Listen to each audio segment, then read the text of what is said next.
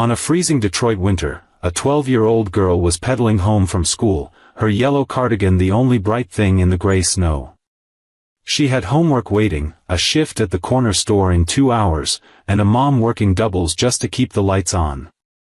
As she cut through the park, she saw an old man on a bench, hand reaching out into empty air, trembling and forgotten. She hesitated. She had responsibilities. She had problems of her own. But something made her stop. What she didn't know was that the old man was a billionaire who'd lost everything, and that one small act of kindness would pull her into a dangerous fight against corporate corruption that would change both their lives forever. Before we dive deeper into the story, tell me, where are you listening from? And don't forget to subscribe so I can share more incredible stories with you tomorrow. Detroit winter doesn't ask permission. It just takes. The wind sliced through the streets like a knife, sharp enough to make people duck their heads and move faster. Snow fell in lazy spirals, but there was nothing peaceful about it. Every flake felt like a tiny blade. On a park bench sat Arthur Langley. His coat hung off him like it belonged to someone bigger, someone who still existed. His face was hidden under days of stubble, gray and patchy. He was shaking, but not from the cold. It was something deeper. Something that lived in his bones now. People walked past. Hundreds of them. Not one stopped. Not one looked. Their eyes slid right over him like he was part of the bench. Maybe he was. Maybe that's all he'd become. Arthur used to own this city. He built towers that scraped the sky. He signed checks that changed lives. Boardrooms went silent when he spoke. Now he couldn't remember how he got here. Couldn't remember where here even was. His hand trembled as he reached into his coat pocket. He pulled out a crumpled piece of paper. Old notes. Numbers that meant nothing anymore. He stared at them like they might explain something. They didn't. His mind was fog. Thick and heavy. Memories slipped through his fingers before he could hold them. He remembered power. He remembered respect. But those felt like dreams now. Like stories someone told him about a different man. The snow piled up on his boots. He didn't move to brush it off. What was the point? The world had forgotten him. He was just another invisible body taking up space. But somewhere in the fog, a thought pushed through. A hope. Small and stupid and childish. Maybe someone would stop. Maybe someone would see him. Just once. He wanted to be seen again. Arthur's chest tightened. Not from the cold. From the emptiness. The kind that money never filled. The kind that power only made worse. He'd spent his whole life building, and now he had nothing. No family. No friends. No one who remembered his name. The park bench creaked under him. His body felt heavier than it should. Like gravity wanted to pull him down into the earth and be done with it. A woman rushed past, her phone pressed to her ear. A man jogged by, headphones in, face blank. A couple walked together, laughing about something Arthur couldn't hear. None of them saw him. He was a ghost in his own city. Arthur's hand reached out. Just a little. Just enough. His fingers stretched toward the path where people walked. It was automatic. Desperate.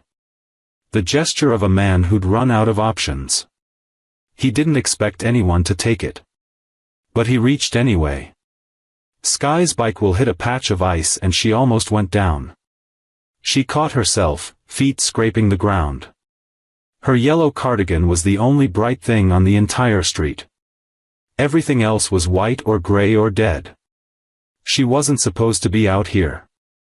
Her mom needed her at home in an hour.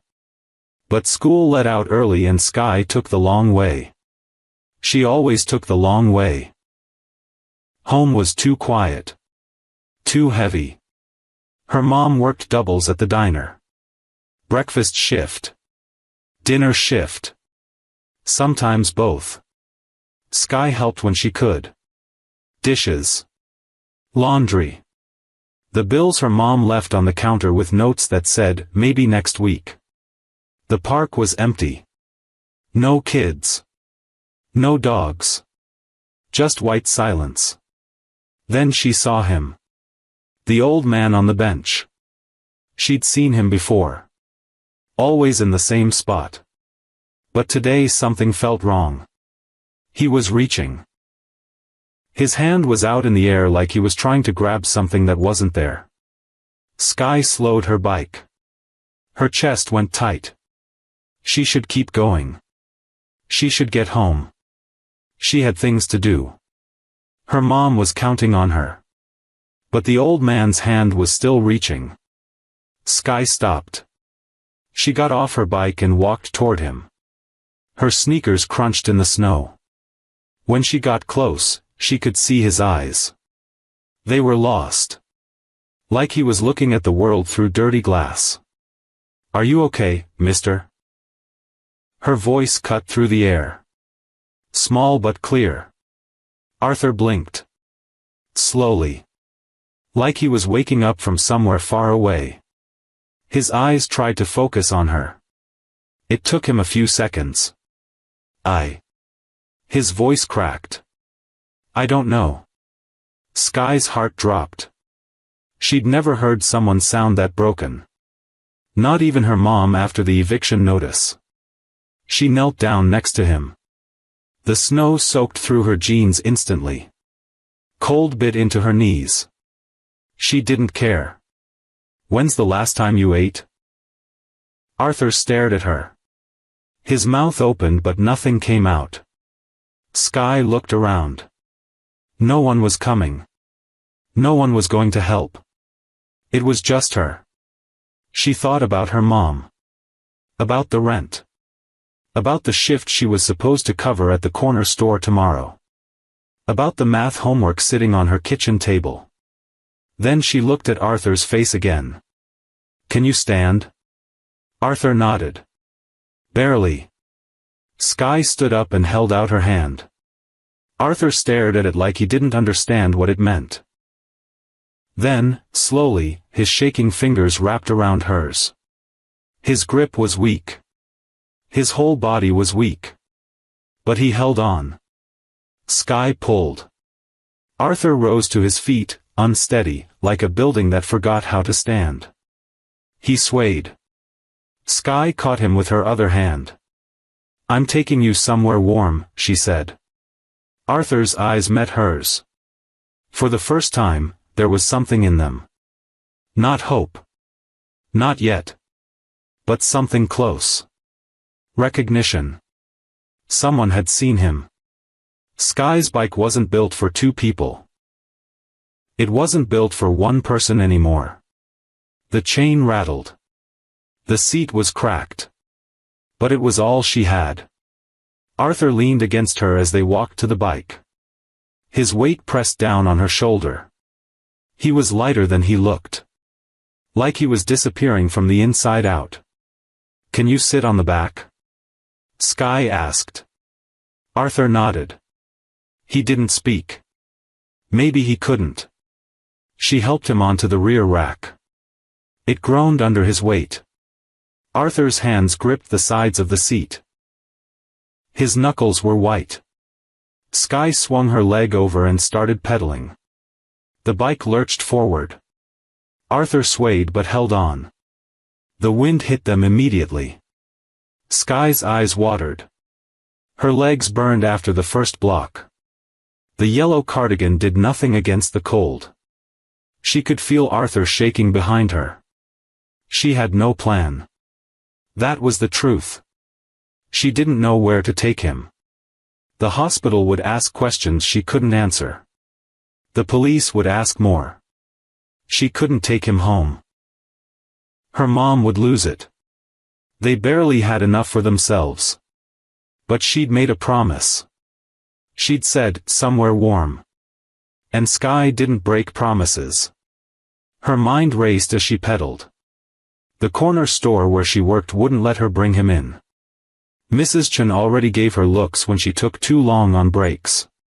The library closed at 5. The church was 10 blocks away and Father Mike would call someone.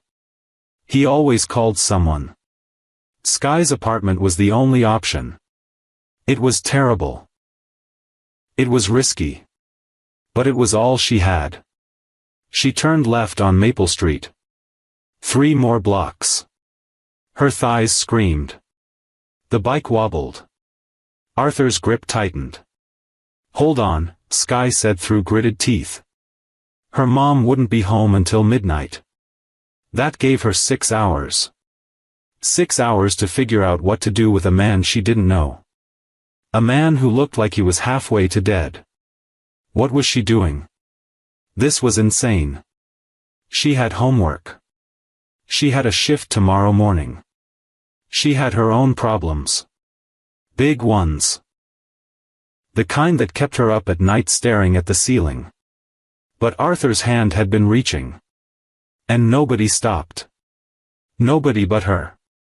The bike hit a pothole. Arthur almost fell. Sky caught the handlebars and steadied them. Her heart hammered in her chest. 2 more blocks. She thought about the eviction notice taped to their door last month. Her mom had cried in the bathroom for an hour. Sky sat outside the door listening. They were 1 bad week away from losing everything. And now she was bringing home a stranger. 1 more block. Sky's building came into view. Gray concrete. Broken intercom. Graffiti on the side that said things she'd stopped reading years ago. She pulled up to the entrance and stopped. Her legs shook as she got off. Arthur sat there, staring at nothing. "We're here," Sky said. Her voice was quieter now. Uncertain. Arthur looked at the building. Then at her. His eyes were clearer than before. Like something inside him was waking up. "Why?" he whispered. Sky didn't have an answer. Not a good one. So she just told the truth. Because nobody else did. Getting Arthur up the stairs was worse than the bike ride. He missed the first step twice. Sky had to grab his arm and pull. His breathing came out in short gasps that turned to fog in the cold air. "1 step," Sky said. "Just 1." Arthur lifted his foot. It took everything he had. His leg shook. But he made it. Good. Now another. They moved like that. 1 step at a time. Sky counted them out loud. 14 steps to the 2nd floor. Each one felt like a small war. By the time they reached the landing, sweat dripped down Sky's back despite the cold. Arthur leaned against the wall, chest heaving. His face had gone pale. Gray around the edges. Almost there, Sky lied. They still had the hallway. Then the door. Then getting him inside. She fished her keys out of her pocket. Her hands were shaking. From cold. From fear. From the weight of what she'd done. The key slid into the lock. The door opened. The apartment smelled like old coffee and the lavender spray her mom used to cover up the mold. It was small. Kitchen bled into the living room. 2 bedrooms. 1 bathroom. Sky's room was smaller than most people's closets. She guided Arthur to the couch. He collapsed onto it like someone had cut his strings. His eyes closed immediately. Sky stood there, breathing hard, staring at him. A stranger. In her home. On her couch. What had she done? Her phone buzzed. She pulled it out. A text from her mom. Working late. Leftover soup in fridge. Love you, baby. Relief flooded through her. Then guilt. Her mom was working herself to death and Sky was here playing hero with some random old man. She looked at Arthur. His chest rose and fell. Slow but steady. He was asleep. Or unconscious. She couldn't tell. Sky moved to the kitchen. Her shift at the store started in 2 hours. Mrs. Chen needed her to stock shelves before the evening rush. If she called out, she might not get another shift this week. And they needed that money. Needed it bad.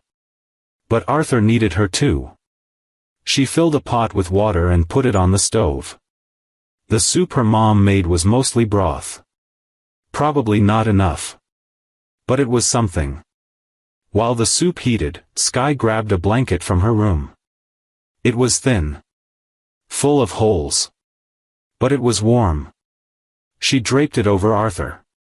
He didn't move. She pulled out her phone again. Stared at Mrs. Chen's number. Her thumb hovered over the call button. If she missed this shift, they'd be short $40. $40 was groceries. Was the electric bill. Was the difference between making it and not making it. Arthur stirred. His hand twitched. His lips moved but no sound came out. Sky made the call. Mrs. Chen. It's Sky. I can't make it tonight. I'm sorry. It's a family emergency. Mrs. Chen's voice came through sharp and cold. You missed last week too. I know. I'm sorry. Don't bother coming tomorrow either. The line went dead. Sky's stomach dropped. She just lost her job. Just like that. $40 a week gone. Maybe more. She looked at Arthur. Still asleep. Still breathing. Still taking up space in her life she couldn't afford. The soup started to bubble. Sky turned off the stove and poured some into a bowl. Her hands weren't shaking anymore. They were steady. Cold. Numb. She sat down next to the couch and waited for Arthur to wake up. Outside, the snow kept falling. Arthur's eyes opened at 9 p.m. He stared at the ceiling like he'd never seen one before. Then his head turned slowly toward Sky. She was sitting on the floor, back against the wall, watching him. Where am I? His voice was rough. Barely there. My apartment. You need to eat. Sky stood and grabbed the bowl of soup. It was cold now but she didn't care. She handed it to him. Arthur's hands shook as he took it. He brought the bowl to his lips and drank. Not like someone hungry. Like someone who'd forgotten how. He finished half and set it down. Thank you. Sky nodded. She didn't know what else to say. The silence stretched between them. Heavy. Awkward. Why did you help me? Arthur asked. I don't know. It was the truth. She didn't know. It was stupid. It cost her a job. It might cost her more. Arthur studied her face. You're young. 12. Too young to be carrying this. Sky almost laughed. I've been carrying stuff my whole life. Arthur's eyes shifted. Like he understood. Like he'd carried things too. What's your name? He asked. Sky. I'm Arthur. He paused. I think. You think? My memory isn't what it was. His hand went to his head.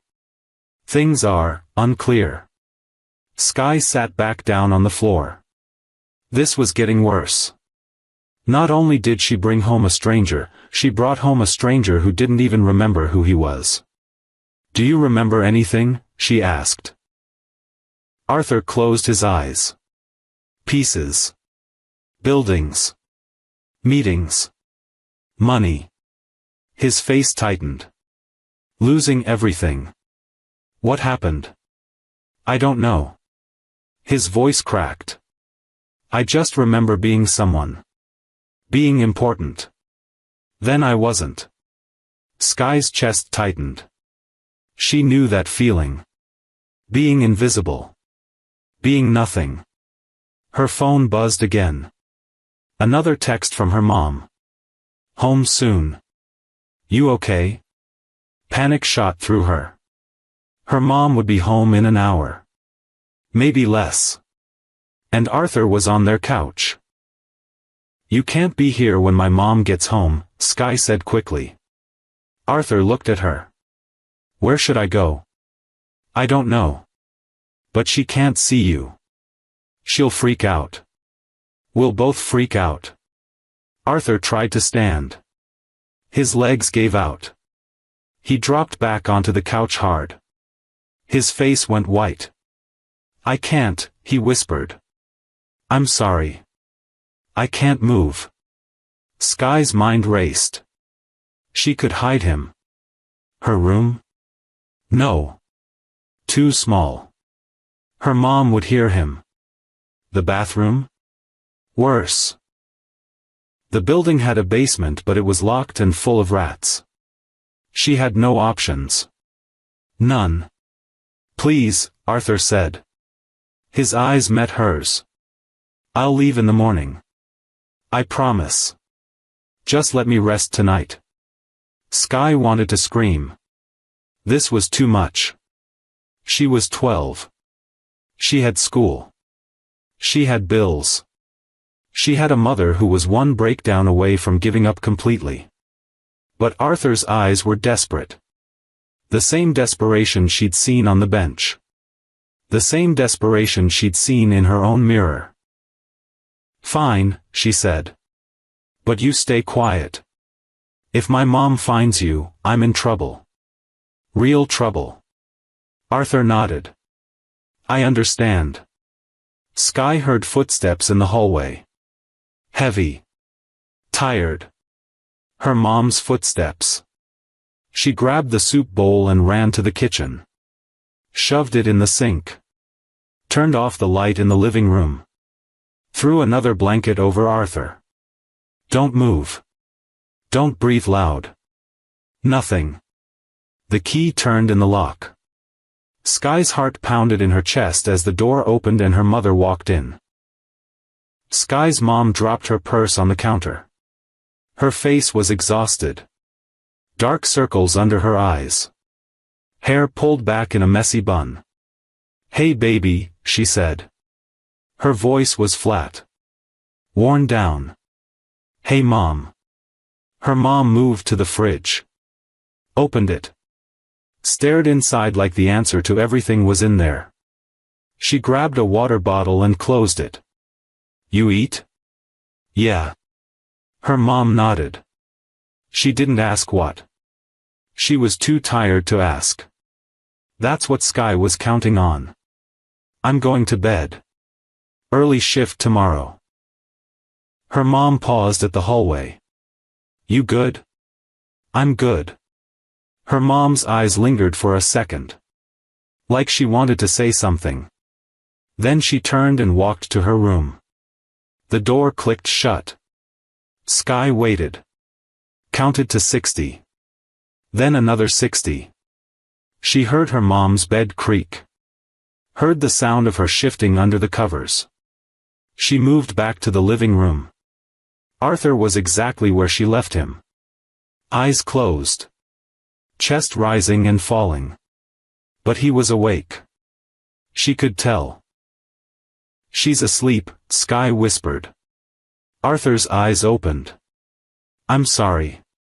Stop saying that. She sat on the floor again. Her body ached. Exhaustion pressed down on her like a weight. She wanted to sleep.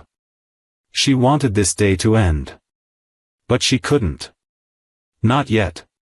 You said you remember pieces, Sky said quietly. What pieces? Arthur stared at the ceiling. His jaw worked like he was chewing on words. I built this city, he said finally. His voice was distant. Like he was talking to himself. I built it with my hands.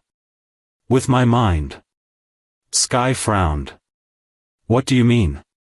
Buildings. Businesses. I created them. Hundreds of people worked for me. Thousands. He paused. Or maybe I'm imagining it. Maybe none of it was real. It sounds real. Does it? Arthur's eyes shifted to her. Then where did it go? Where did everyone go? Sky didn't have an answer. Arthur's hand trembled as he raised it. Looked at it like it belonged to someone else. These hand-signed contracts worth millions. Now they can't even hold a spoon steady. What was the company called? Arthur's face went blank. He was searching. Pulling at threads in his mind that kept breaking. Something. Kirkwood. His eyes widened slightly. Kirkwood Enterprises. The name meant nothing to Sky. But the way Arthur said it meant everything. There was weight in those words. History. I used to have everything, Arthur continued. His voice dropped to barely a whisper. Money. Power. Respect. People listened when I spoke. They feared me. Some of them hated me. But they all knew who I was. What happened? Arthur's face twisted. Pain. Regret. Something darker. I trusted the wrong person. Sky leaned forward. Who? Victor. The name came out like poison. Victor Stone. My partner. My friend. Arthur's hands clenched into fists. He took everything. Piece by piece. I didn't see it until it was too late. How? Arthur closed his eyes. I don't remember all of it. The details are gone. But I remember his face when he told me. The way he smiled. His voice broke. Like it was all a game. And he won. Sky felt something shift in her chest. This wasn't just some old man who got lost. This was someone who'd been destroyed. Deliberately. Cruelly. Where is he now? Sky asked. Arthur's eyes opened. They were clearer now. Sharper. Still running my company. Still living in my house. Still pretending he built everything I created. The room went quiet. Sky heard her mom cough in the other room. Heard a car pass outside. Heard her own heartbeat pounding in her ears. Do you want it back? She asked. Arthur stared at her. For a long moment he didn't speak. Then he said one word. Yes. Sky didn't sleep that night. She lay in bed staring at the ceiling while Arthur slept on the couch. Her mind wouldn't stop moving. Kirkwood Enterprises. Victor Stone. A stolen empire. She grabbed her phone and searched. Kirkwood Enterprises Detroit. The results flooded her screen. Real estate. Development. Banking. The company was massive. Headquarters downtown in one of those glass towers that looked like it touched the sky. Revenue in the billions. She scrolled through images. Press releases. News articles. Then she found him. Victor Stone. CEO of Kirkwood Enterprises. He was younger than Arthur. Maybe 50. Sharp suit. Perfect smile. The kind of face that belonged on magazine covers. The article called him a visionary. A self-made man who turned a struggling company into a powerhouse. Self-made. Sky's jaw tightened. She kept searching. Went back further. 10 years. 15. 20. There. A photo from 2003. Two men shaking hands in front of a building. The caption read, Arthur Langley and Victor Stone announce merger of Langley Holdings and Stone Capital to form Kirkwood Enterprises. Arthur looked different. Stronger. His eyes were sharp. Confident. He wore a suit that probably cost more than Sky's entire apartment. She zoomed in on his face. It was him. The same man sleeping on her couch. But completely different. Sky kept digging. Found more photos. More articles. Arthur was everywhere. Interviews. Charity events. Business deals. He was exactly what he said he was. Someone important. Someone who mattered. Then the articles stopped. 2019 was the last mention of Arthur Langley. A brief piece about him stepping down due to health reasons. Victor Stone taking over full control. After that? Nothing. Arthur Langley vanished. Sky's hands shook as she scrolled. This wasn't some confused old man making up stories. This was real. All of it. Morning light started creeping through her window. She heard her mom's alarm go off. Heard her shuffle to the bathroom. Heard the shower start. Sky got up and went to the living room. Arthur was awake. Sitting up. The blanket pulled around his waist. "You looked me up," he said. Not a question. "Yeah. Did you find anything?" "Everything." Sky sat on the arm of the chair. "You weren't lying. Kirkwood Enterprises is huge. And Victor Stone is running it." Arthur's face didn't change. "I told you. The articles say you stepped down. Health reasons." Arthur laughed. It was bitter. Hollow. Health reasons. That's what they called it. What really happened? Victor happened. Arthur's hands clenched. He spent years building a case against me. Made it look like I was losing my mind. Planted evidence of mistakes I never made. Got board members on his side. By the time I realized what he was doing, it was too late. Why didn't you fight back? I tried. Arthur's voice dropped. But Victor is smart. Everything was legal. Technically. He didn't steal the company. I signed it over. Why would you do that? Because he made me think I had to. Arthur's jaw tightened. He convinced me I was sick. That I was making bad decisions. That I was going to destroy everything I built. He brought in doctors. Lawyers. People I trusted. They all said the same thing. Sky felt sick. They were lying. All of them. The shower turned off. Sky heard her mom moving around. Getting ready for work. "You have to go," Sky whispered urgently. "Now. Before she comes out." Arthur stood. His legs were steadier than yesterday. He grabbed his coat. "Where will you go?" Sky asked. "I don't know. Do you have money? Anything?" Arthur reached into his pocket and pulled out a crumpled $20 bill. This. $20. A man who used to be worth billions had $20. Sky heard her mom's bedroom door open. Her footsteps coming down the hall. "Back door," Sky hissed. She grabbed Arthur's arm and pulled him toward the kitchen. There was a fire escape out the window. Rusty. Dangerous. But it was the only way. She unlocked the window and pushed it open. Cold air rushed in. "Go." Arthur climbed through. Awkward. Slow. His foot caught on the frame and he almost fell. Sky grabbed him. "Sky." Her mom's voice from the living room. "You up?" "Yeah, Mom. Just getting water." Arthur was halfway through the window.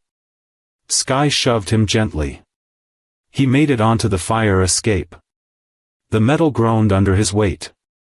She closed the window just as her mom walked into the kitchen.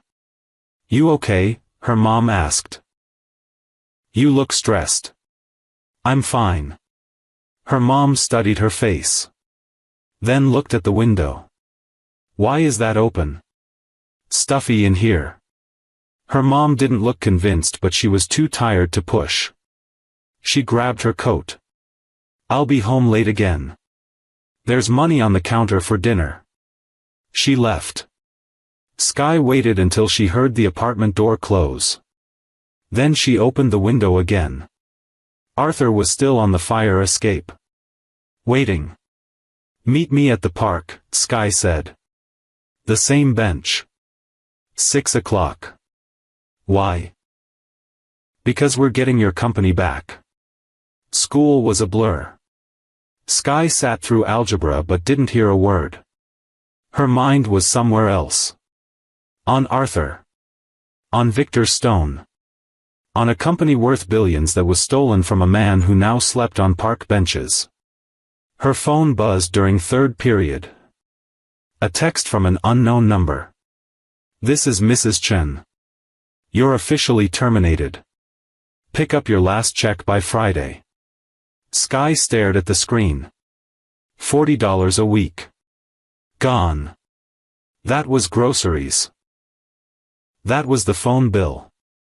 That was the difference between keeping the lights on and sitting in the dark. She shoved the phone in her pocket and tried to focus. The teacher was talking about quadratic equations. Like any of that mattered. Like solving for X would pay the rent. Lunch came. Sky sat alone in the corner of the cafeteria. She had $3 in her pocket. Enough for a slice of pizza. She bought it and forced herself to eat even though her stomach was twisted in knots. Her best friend Maya dropped into the seat across from her. "You look terrible," Maya said. "Thanks. Seriously. What's going on?" Sky wanted to tell her. Wanted to say she'd brought home a billionaire who'd lost everything. That she was planning to take down a CEO. That her life had turned into something she didn't recognize. Instead she said, "Nothing. Just tired." Maya didn't believe her. Sky could see it in her face. But Maya didn't push. That's why they were friends. The rest of the day dragged. Sky watched the clock. Each minute felt like an hour. By the time the final bell rang, her nerves were shot. She grabbed her bike from the rack and headed home. The apartment was empty. Her mom wouldn't be back until after midnight. Another double shift. Another day of working herself to death for pennies. Sky looked around the apartment. Really looked. The peeling paint. The water stain on the ceiling. The crack in the window they covered with duct tape. This was their life. This was all they had. Her mom's bills were still on the counter.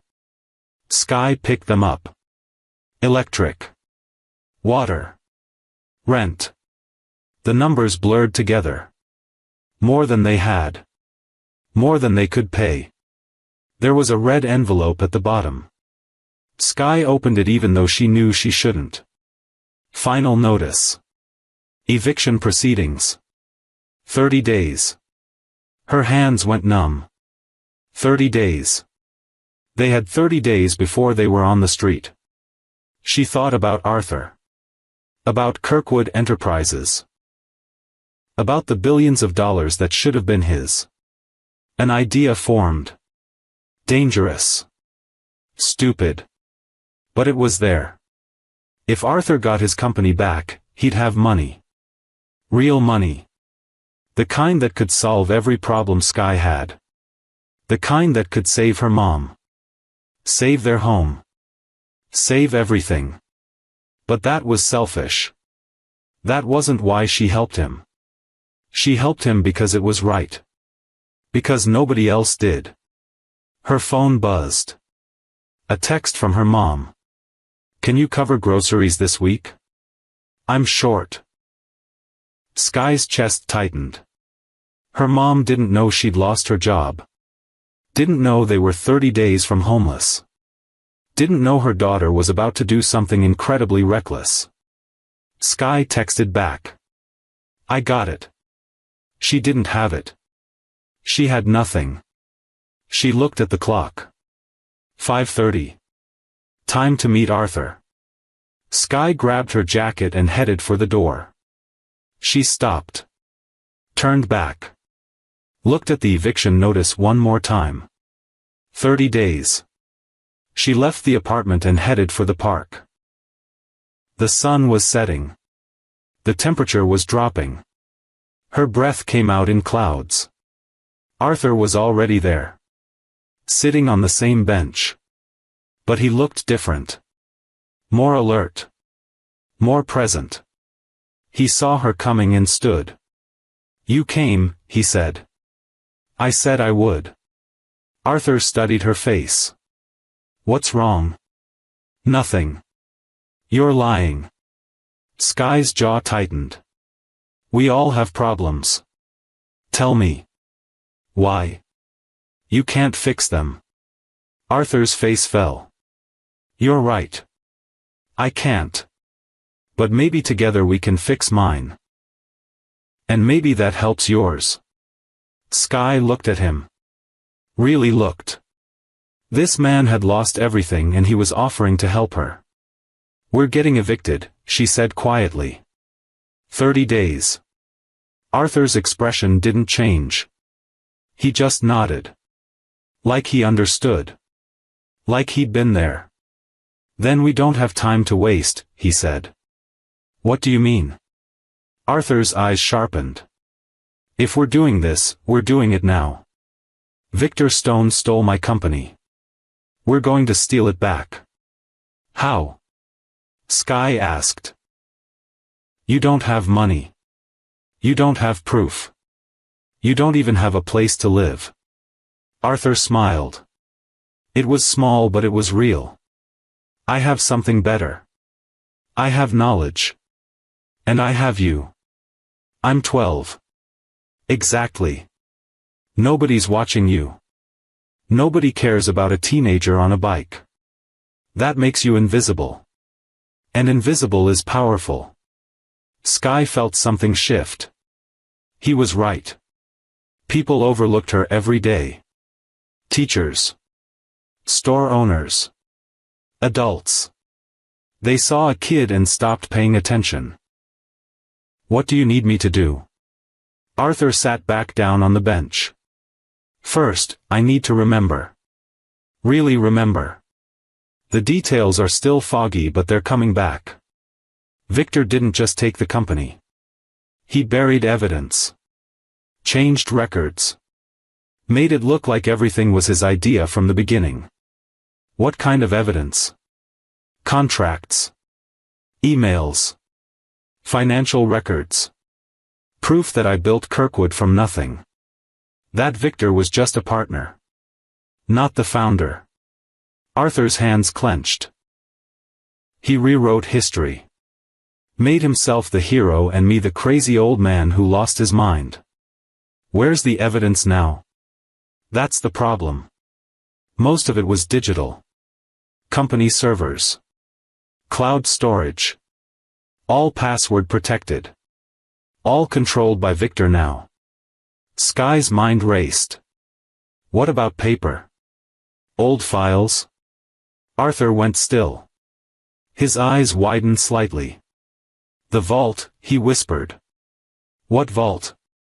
When we started Kirkwood, I didn't trust digital. I kept physical copies of everything important. Locked them in a private vault at First Detroit Bank. Arthur's face lit up. Victor doesn't know about it. I never told him. It was my insurance policy. Can you access it? Arthur's excitement faded. I need identification. A key. The account number. I don't have any of that. Where would they be? My old house. The one Victor took. Arthur's jaw tightened. He's living in my home. Sleeping in my bed. Probably burned everything I left behind. Skye pulled out her phone. Searched Victor Stone's address. It came up immediately. Rich people didn't hide. They flaunted. 2447 Lakeshore Drive. A mansion on the water. Photos showed gates. Security. Cameras everywhere. We can't break in there, Skye said. We don't have to break in. Arthur leaned forward. Victor throws parties. Big ones. Investors. Politicians. He needs to be seen. To be connected. There's one coming up. Friday night. Annual Kirkwood Enterprises Gala. How do you know? Because I started that tradition. Every year. Same date. Victor wouldn't dare cancel it. Skye looked at the photos of the mansion. Then at Arthur in his torn coat and dirty shoes. You can't just walk in. No. But someone could sneak in. Someone small. Someone invisible. Skye's stomach dropped. You want me to break into Victor Stone's house during a party? Not break in. Blend in. Caterers. Security. There are always extra people at these things.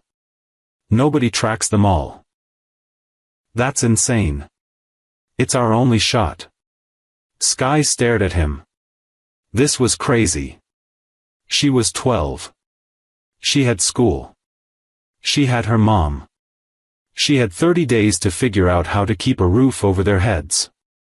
But she also had nothing to lose. What am I looking for? Arthur's eyes gleamed. My study. 3rd floor. East wing. There's a safe behind the bookshelf. Combination is October 24th, 87. My daughter's birthday. His voice caught. Inside is everything. Keys. Documents. Account numbers. You have a daughter? Arthur's face went dark. Had. She died. Car accident. 15 years ago. The words hung in the air. Heavy. Final. I'm sorry, Skye said. After she died, I threw myself into work. It was all I had left. Building. Creating. Making money I'd never spend. I thought it would fill the hole. Arthur looked at Skye. It didn't. It just made it bigger. Skye understood that. The hole. The emptiness. She'd felt it since her dad left. Since her mom started working doubles. Since the world decided they didn't matter. When's the gala? She asked. Friday. 7 p.m. That's 3 days. I know. Skye stood. Her legs felt shaky. Her mind was spinning. This was real. She was really going to do this. I need to get home. My mom will worry. Arthur nodded. Tomorrow. Same time. We'll plan everything. Skye started to leave. Then stopped. Turned back. Why did Victor do it? Take everything from you? Arthur's face hardened. Because he could. Because people like Victor see the world as something to conquer. And I was in his way. Skye rode home in the dark. Her mind wouldn't stop. Friday. A mansion. A safe. A combination. Everything riding on one night. She got home at 8. Her mom still wasn't back. The apartment felt emptier than usual. Skye opened her laptop and started researching. Catering companies in Detroit. Security firms. Anything that might work at a high-end party. She found something. Elite Events Catering. They had an Instagram. Posted photos from parties. Big ones. The kind Victor Stone would hire. She kept scrolling. Then froze. A photo from last month. Elite event staff at a corporate gala. Everyone wearing black and white. Everyone with name tags. Sky zoomed in on the name tags. They were simple. Just first names. No photos. No barcodes. She could make one. Easy. Her heart pounded. This could work. This could actually work. Her phone buzzed. Her mom. Home soon. Long day. Love you. Sky closed her laptop. She'd tell her mom she was sleeping at Maya's Friday night. Maya would cover for her. She always did. 3 days until she broke into a billionaire's house. 3 days until everything changed. Okay, pause for a second. Sky is about to break into a billionaire's mansion in 3 days. This is insane, right? Comment below, do you think she'll actually pull it off? And if you're not subscribed yet, what are you waiting for? The next part is wild. Tuesday morning. Sky sat in the school library during lunch. Her laptop open. Notes scattered everywhere. She'd barely slept. Her mind kept running through the plan. Every detail. Every possible way it could go wrong. She'd made the name tag. Printed it at the school library. Sky, in clean black letters on a white background. Laminated it with the machine near the front desk. It looked real. Professional. Now she needed the uniform. Black pants. White shirt. Black shoes. She had the pants. The shirt. The shoes were the problem. Hers were worn. Scuffed. Nobody at a billionaire's gala wore shoes like that. Maya appeared beside her. Dropped her bag on the table. You're being weird, Maya said. I'm always weird. Weirder than usual. Maya sat down. Looked at Sky's screen. What are you researching? Sky closed the laptop. Nothing. That's not nothing. That's Victor Stone. The CEO guy. Maya's eyes narrowed. Why are you looking him up? Sky's mind raced. She couldn't tell Maya the truth. Couldn't drag her into this. School project, Sky said. Business ethics. Maya stared at her. You're lying. I'm not. You're terrible at lying. Always have been. Maya leaned forward. What's going on? For real. Sky wanted to tell her. Wanted to say she was about to do something stupid and dangerous and probably illegal. That she needed help. That she was scared. But she couldn't. If this went wrong, she didn't want Maya caught in it. I promise I'll tell you, Sky said. Just not yet. Maya looked hurt. Fine. But when you get arrested, I'm not bailing you out. Deal. Maya left. Sky felt the weight of the secret pressing down. She opened her laptop again. Kept researching. That afternoon, she met Arthur at the park. He looked better. Still rough. Still broken. But more alive. Like having a purpose had woken something inside him. I made the name tag, Sky said. She pulled it out and showed him. Arthur examined it. This is good. Really good. I need shoes. Black ones. Nice ones. Arthur reached into his pocket. Pulled out the $20 bill. It's all I have. That won't be enough. Then we improvise. Sky thought about her mom's closet. She had black flats. Old but clean. A half size too big, but Sky could make them work. I'll figure it out, Sky said. Arthur nodded. The party starts at 7. Caterers arrive at 5:30. That's when you go in. Blend with the crew. Nobody questions the help. They're invisible. What about security? Private firm. Probably 6 guys. They'll check IDs at the gate, but once you're past that, they don't care. Their job is to watch guests. Not staff. How do I get past the gate? Arthur smiled. You don't. You go around. There's a service entrance on the north side. Goes straight to the kitchen. Staff use it for deliveries. No cameras.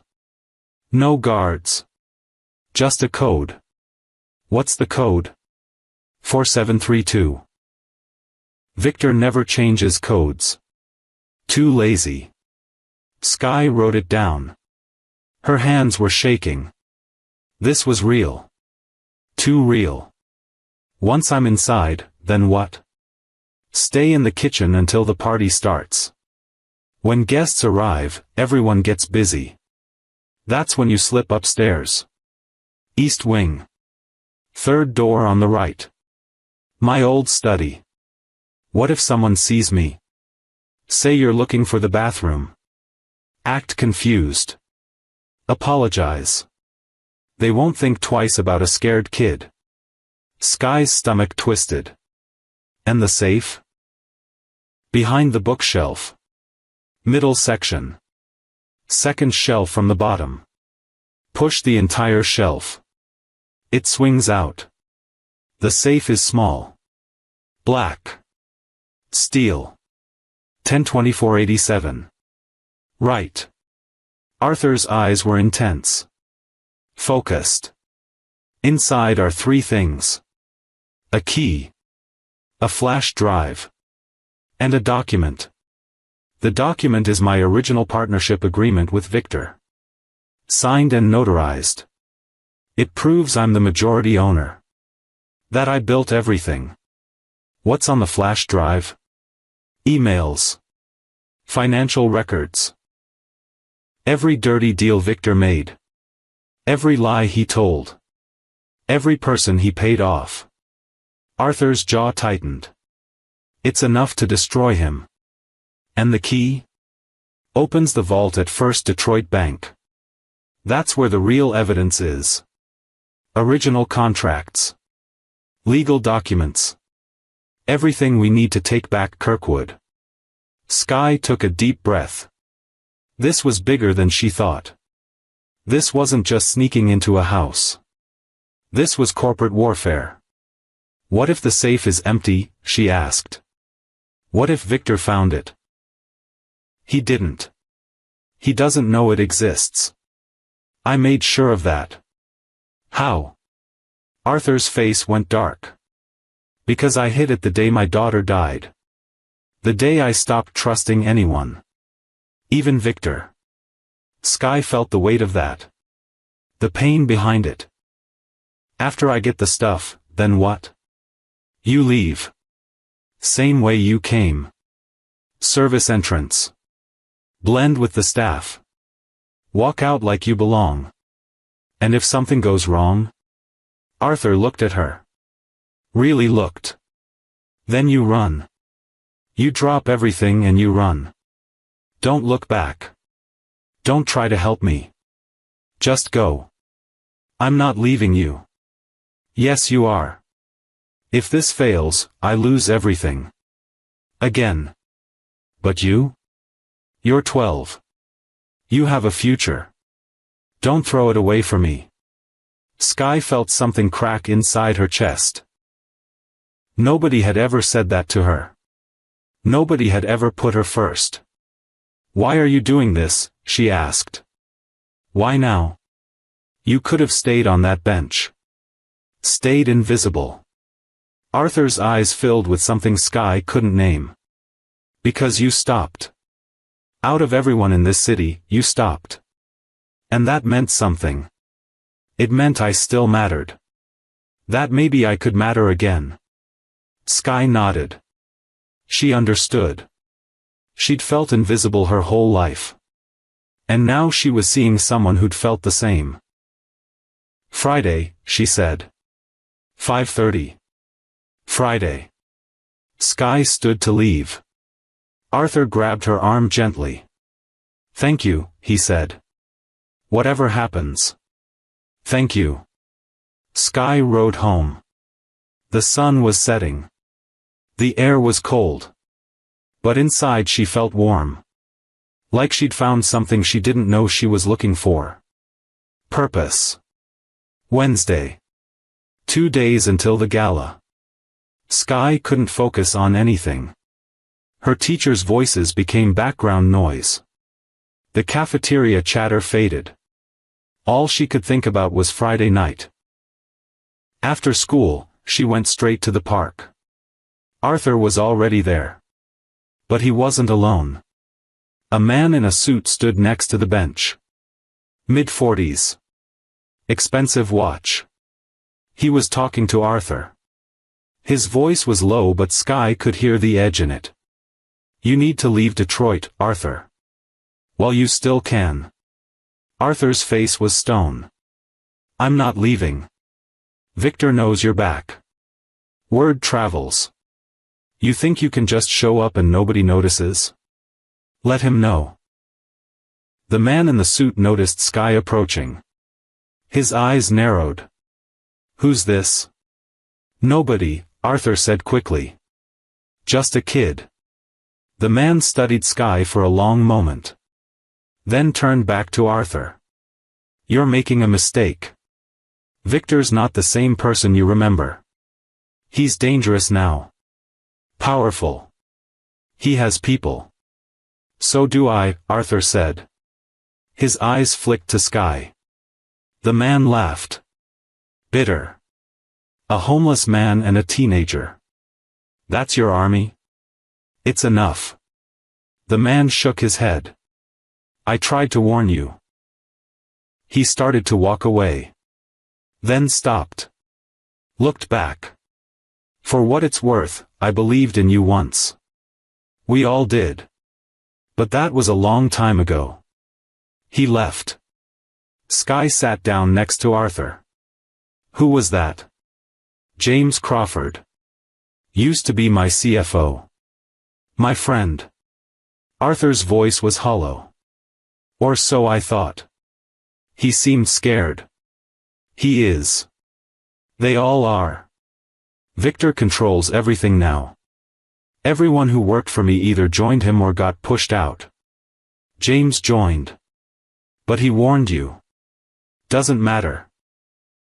He won't help when it counts. Arthur turned to face her. That's the price of what Victor did. He didn't just take my company. He took my reputation. My relationships. Everything I built over 30 years. Sky felt anger rise in her chest. Then we take it back. Arthur smiled sadly. You sound so sure. I am. You shouldn't be. This isn't a game, Sky. Victor has lawyers. Security. Money. If we fail, we don't just lose. We get crushed. So we don't fail. Arthur studied her face. You're brave. Braver than I was at your age. Braver than I am now. I'm not brave. I'm desperate. Sky pulled out her phone. Showed him the eviction notice she'd photographed. 30 days. That's all I have. So yeah, I'm doing this. Because what's the alternative? Watching my mom work herself to death. Living in our car? I'd rather try and fail than do nothing. Arthur's expression shifted. Understanding. Respect. Your mom doesn't know what you're doing. No. She'd stop you if she did. Probably. Arthur nodded slowly. My daughter would have liked you. She had that same fire. That same stubborn streak. His voice caught. She wanted to change the world. I told her to be realistic. To be safe. And then she died anyway. Sky didn't know what to say. So she just sat there. After she was gone, I poured everything into the company, Arthur continued. Thought success would fill the hole. Thought money would make it hurt less. But it just made me hollow. I had everything and felt nothing. Is that why Victor could take it? Because you didn't care anymore? Arthur went quiet. Maybe. I stopped paying attention. Stopped fighting. Victor saw weakness and exploited it. You're not weak now. No. Now I'm angry. And anger is dangerous. It makes you do reckless things. Arthur looked at Sky. Like sending a 12-year-old girl into a billionaire's mansion. I'm going whether you send me or not. I know. That's what scares me. Sky's phone buzzed. Her mom. Working late again.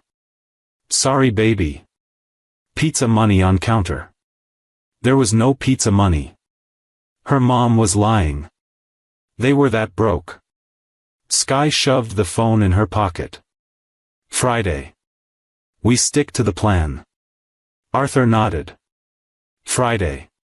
Thursday was worse. Sky's anxiety was through the roof.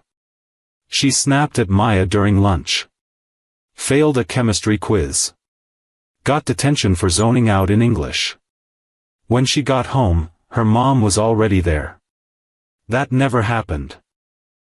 Her mom was sitting at the kitchen table. Bills spread out in front of her. Her eyes were red. Mom? Her mom looked up. Tried to smile. Failed. Hey baby. Sky's stomach dropped. What's wrong? Nothing. Just tired. Mom. Her mom's face crumpled. They cut my hours. The diner's struggling. They had to let 3 people go. I'm lucky I still have a job but... She gestured at the bills. It's not enough. It's not going to be enough. Sky felt the world tilt. This was it. The breaking point.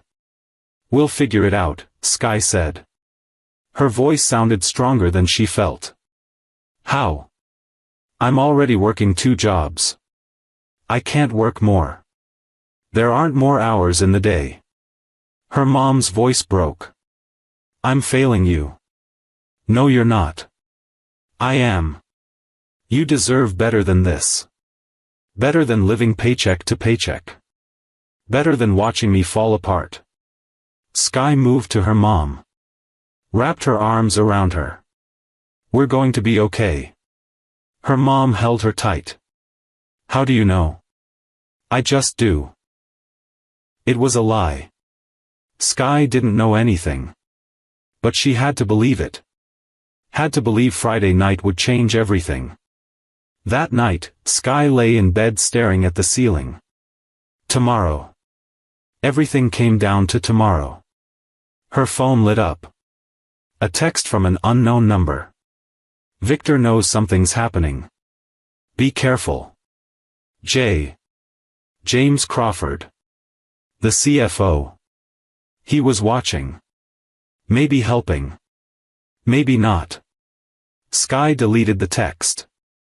She couldn't think about that now. Couldn't think about anything except the plan. 5:30. Service entrance. Code 4732. Blend in. Wait. 3rd floor. East wing. Safe.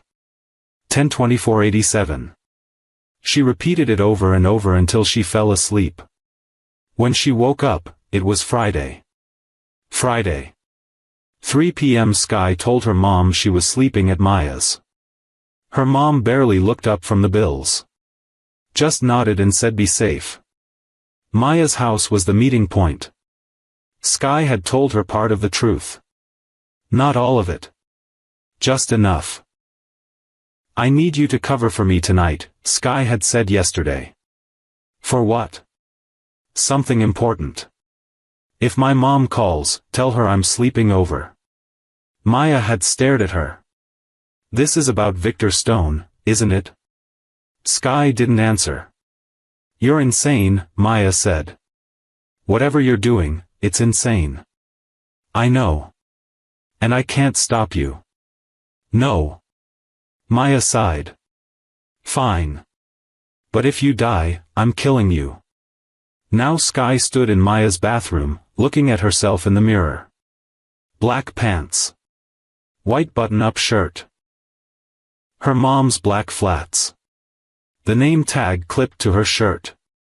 She looked older. Professional. Like she belonged. Her phone buzzed. Arthur. Meet me at the corner of Lakeshore and Pine.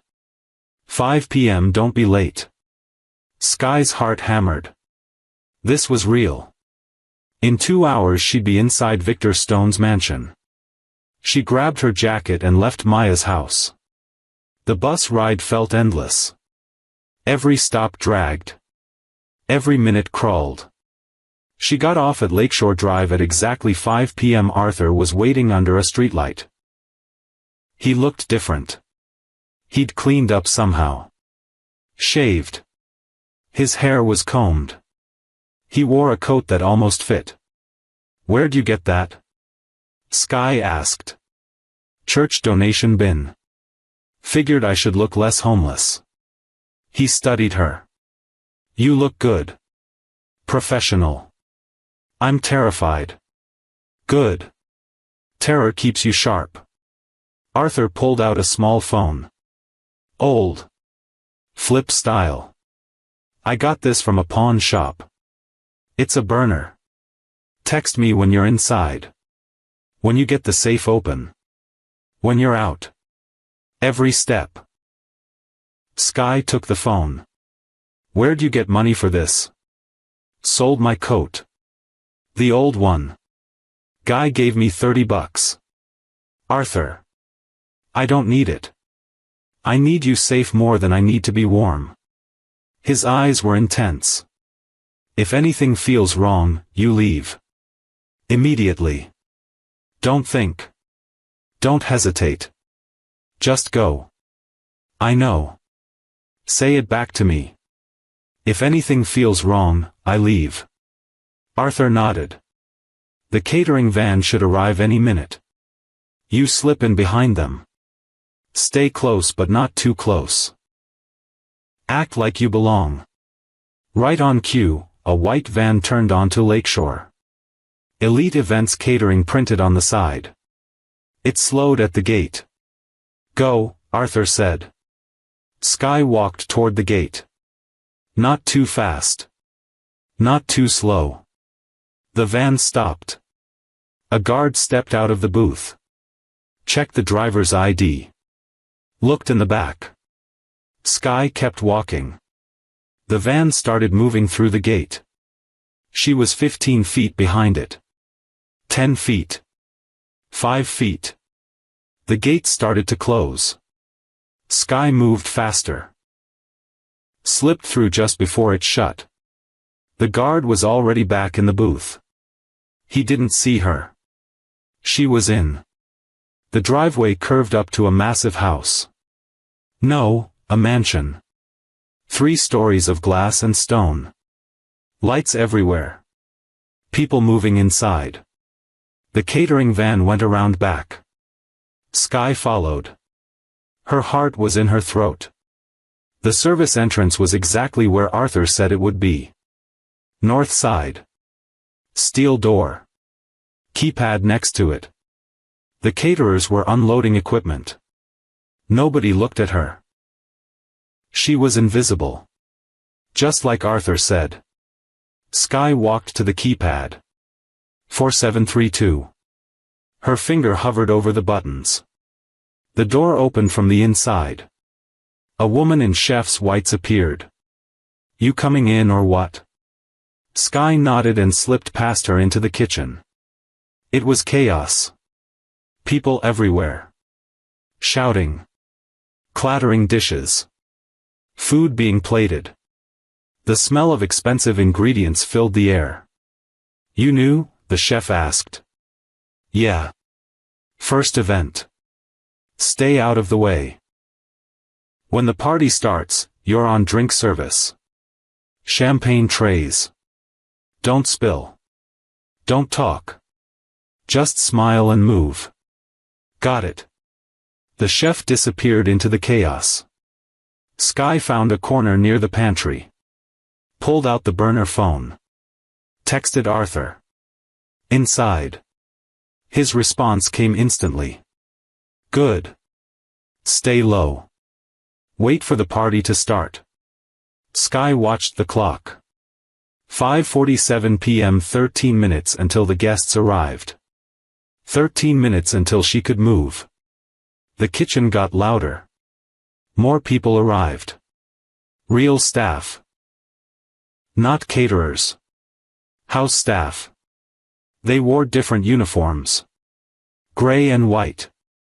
They looked at the catering crew with barely hidden contempt. A man in a suit walked through. Mid-50s. Salt and pepper hair. He barked orders. Everyone jumped. He was Victor's head of staff. Had to be. Champagne ready? Yes, sir. Appetizers? Almost, sir. Almost isn't good enough. Victor expects perfection. He left. The tension in the kitchen ratcheted up another notch. 6:02 p.m. Skye heard voices from the front of the house. Guests arriving. Car doors. Laughter. The party was starting. The chef appeared again. Drink service. Now. You, and you. She pointed at Skye and two others. Grab trays. Move. Skye picked up a tray of champagne glasses. Heavy. Wobbling slightly. She steadied it and followed the others into the main house. The entry hall was massive. Marble floors. Crystal chandeliers. A curved staircase that looked like something from a movie. People everywhere. Designer clothes. Jewelry that probably cost more than Skye's apartment. And at the center of it all, greeting guests with a perfect smile, was Victor Stone. He looked exactly like his photos. Sharp suit. Slicked back hair. White teeth. Cold eyes. He shook hands like a politician. All warmth on the surface. Nothing underneath. Skye kept her head down. Moved through the crowd. Offered champagne. Smiled when people took glasses. Nobody looked at her face. She was furniture. Useful and forgettable. She made a loop of the room. Then another. Memorizing the layout. The staircase was in the center. Guards at the bottom. Two of them. Casual but alert. She'd have to wait until they moved. Or got distracted. 6:34 p.m. More guests arrived. The crowd got thicker. The noise level rose. Music started. String quartet in the corner. Victor moved through the room like he owned it. Because he did. Every smile. Every laugh. Every handshake. All calculated. Skye watched him. This was the man who destroyed Arthur. Who stole everything. Who rewrote history. Rage burned in her chest. Hot and sharp. Her phone buzzed in her pocket. She checked it quickly. Now. Everyone's distracted. Arthur was right.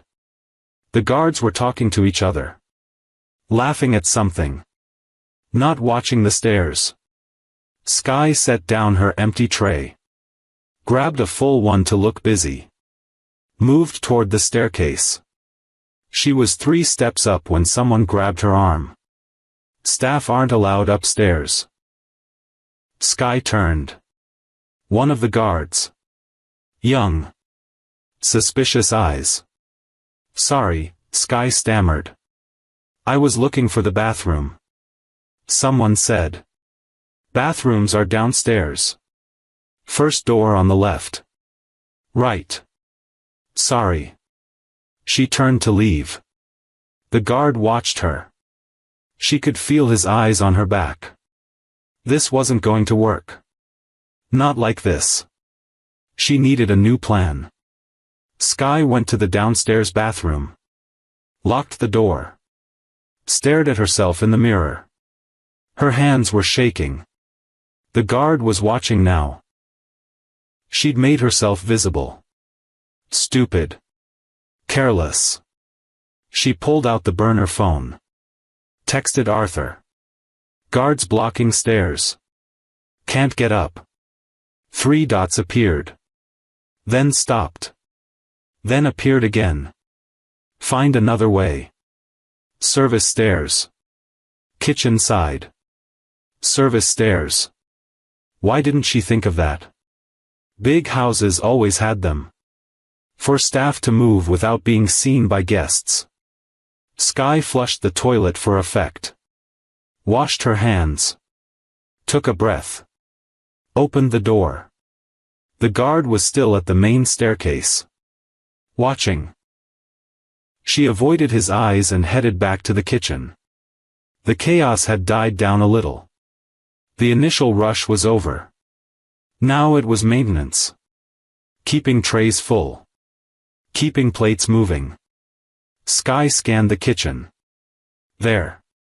A narrow door in the back corner. No sign. Easy to miss. She grabbed an empty tray and walked toward it. Casual. Like she had a purpose. Nobody stopped her. Nobody looked. She opened the door. Steep stairs going up. Dim light. Perfect. Skye climbed. Her shoes were too big and they slapped against the steps.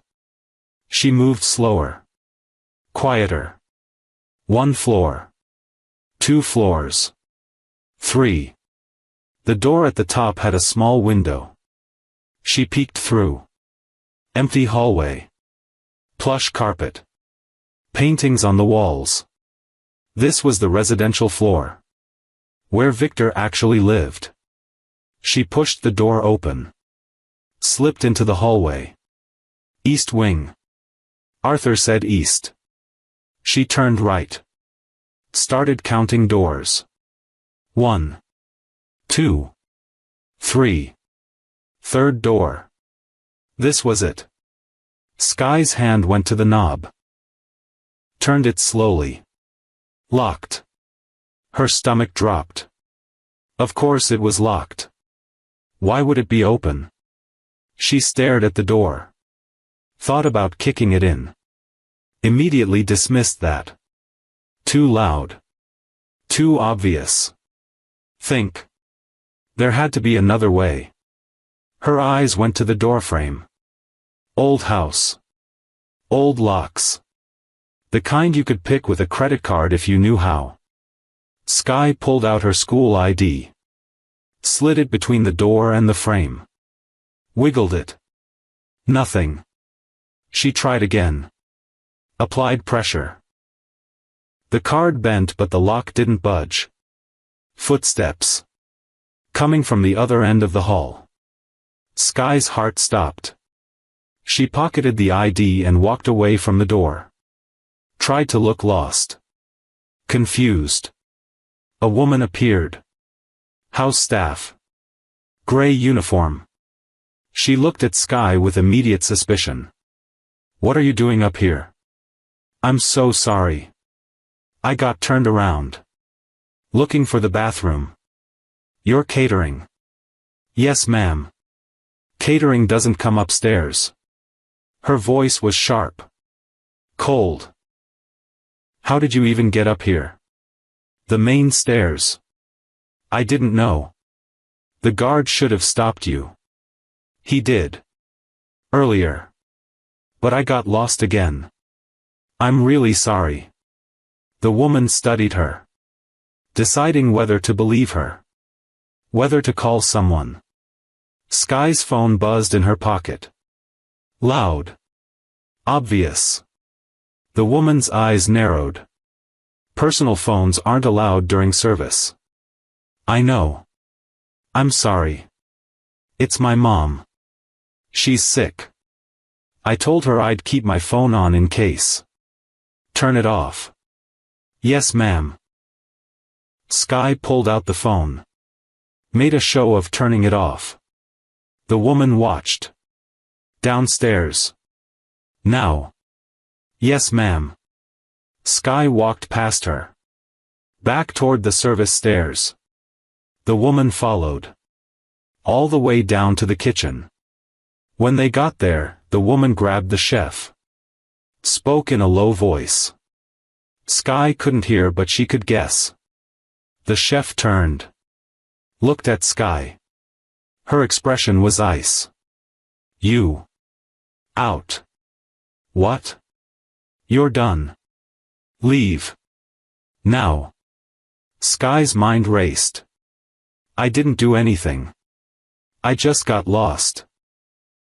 I don't care. You broke protocol. You're a liability. Get out before I call the police. Sky felt everything crashing down. She was so close. Third floor. Right door. And now she was being thrown out. Please. I need this job. I need the money. Not my problem. Out. 2 security guards appeared. The ones from the main staircase. They flanked Sky. Come with us, one said. They walked her through the kitchen. Out the service entrance. Down the driveway. Past the gate. The gate closed behind her with a heavy clang. She was out. Empty-handed. Failed. Sky pulled out the burner phone. Turned it back on. Texts from Arthur. What's happening? Sky. Answer me. She texted back. Got caught. Kicked out. I'm sorry.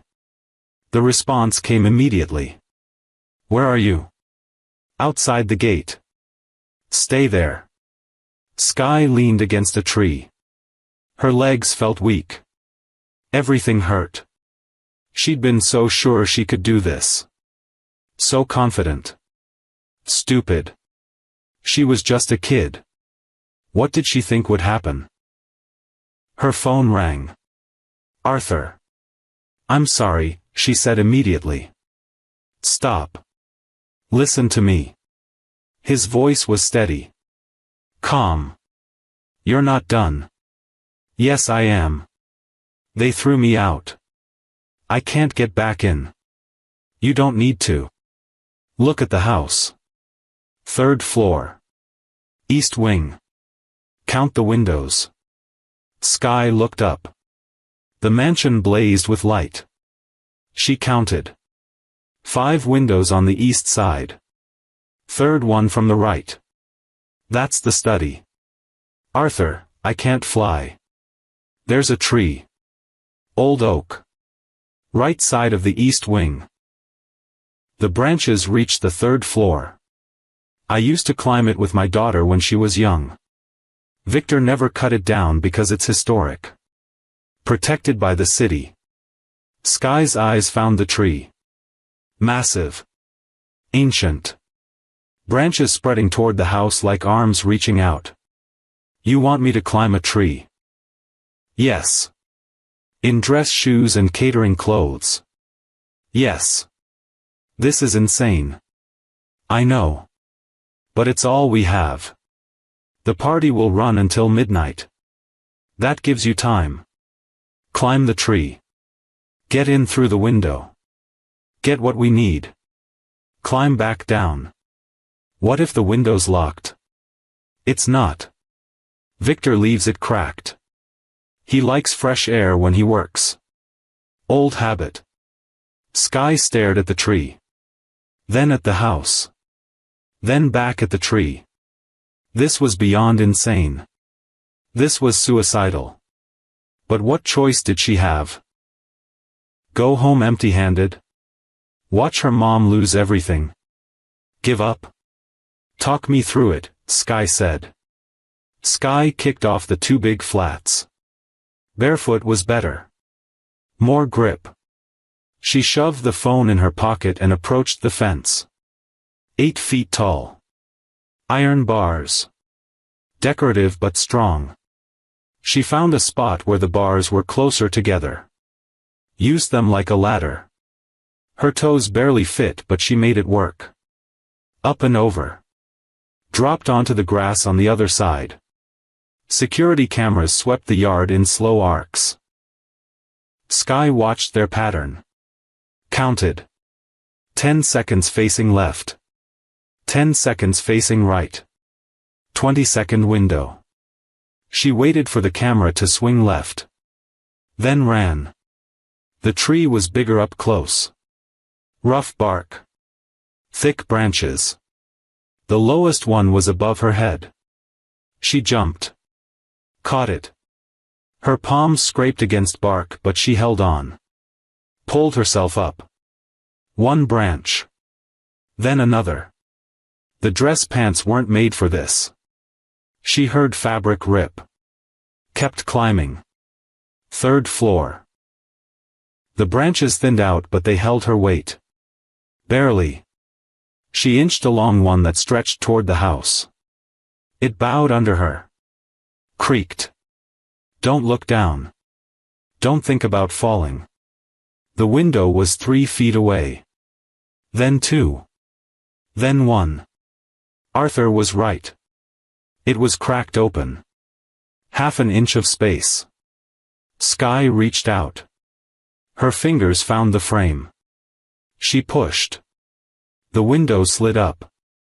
Old hinges groaned. She froze. Listened. No footsteps. No voices. Just music from downstairs. Muffled and distant. Sky grabbed the windowsill. Pulled herself off the branch. For one terrible second she hung in empty air. Her feet kicked. Found the wall. Pushed. She tumbled through the window and hit the floor hard. Her shoulder took most of it. Pain shot through her arm. She lay there. Breathing. Trying not to make noise. The study was dark except for light bleeding under the door. Heavy desk. Leather chair. Walls lined with bookshelves.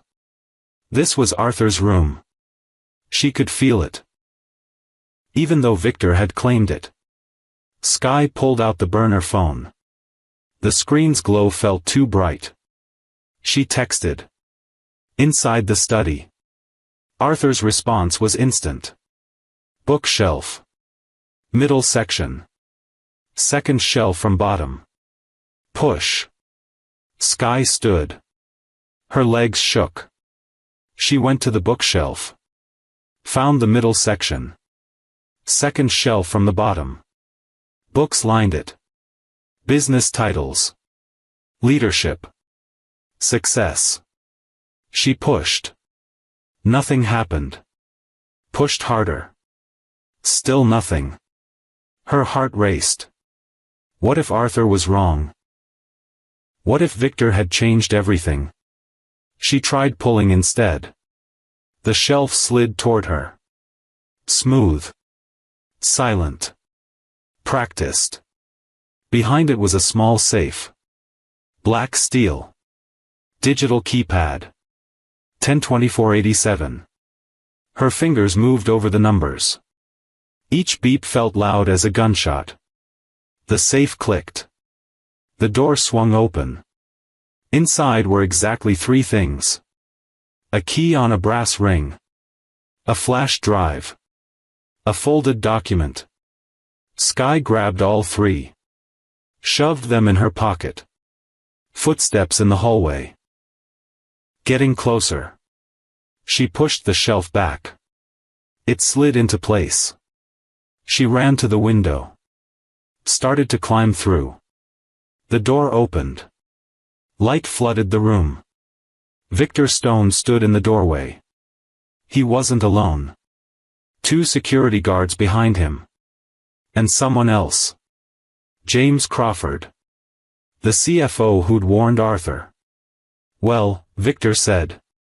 His voice was smooth. Amused.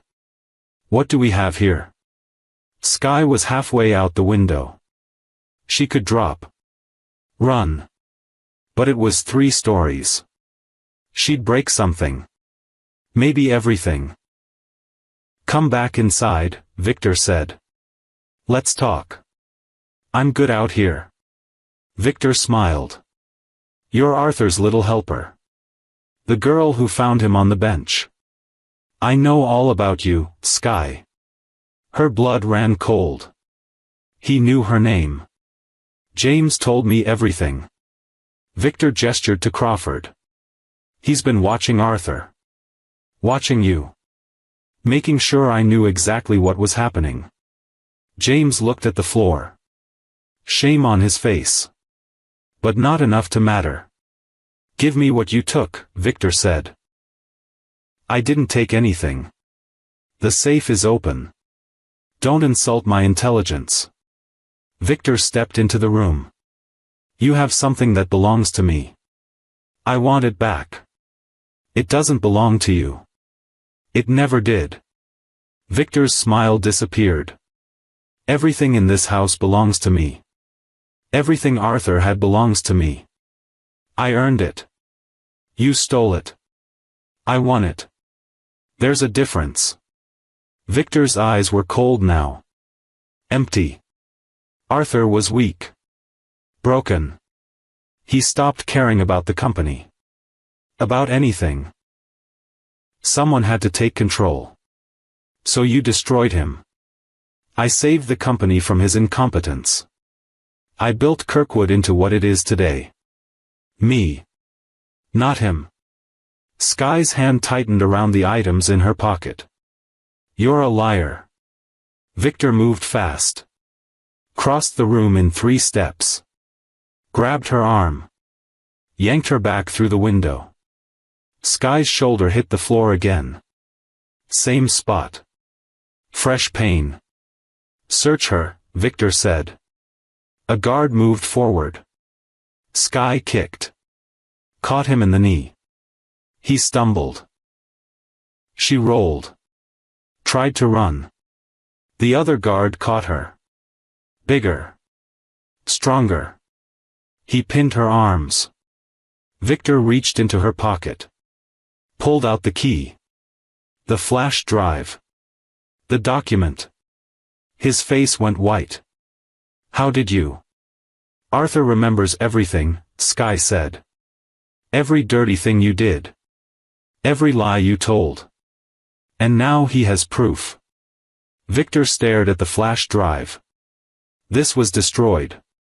I made sure of it. You missed one. Victor's hand clenched.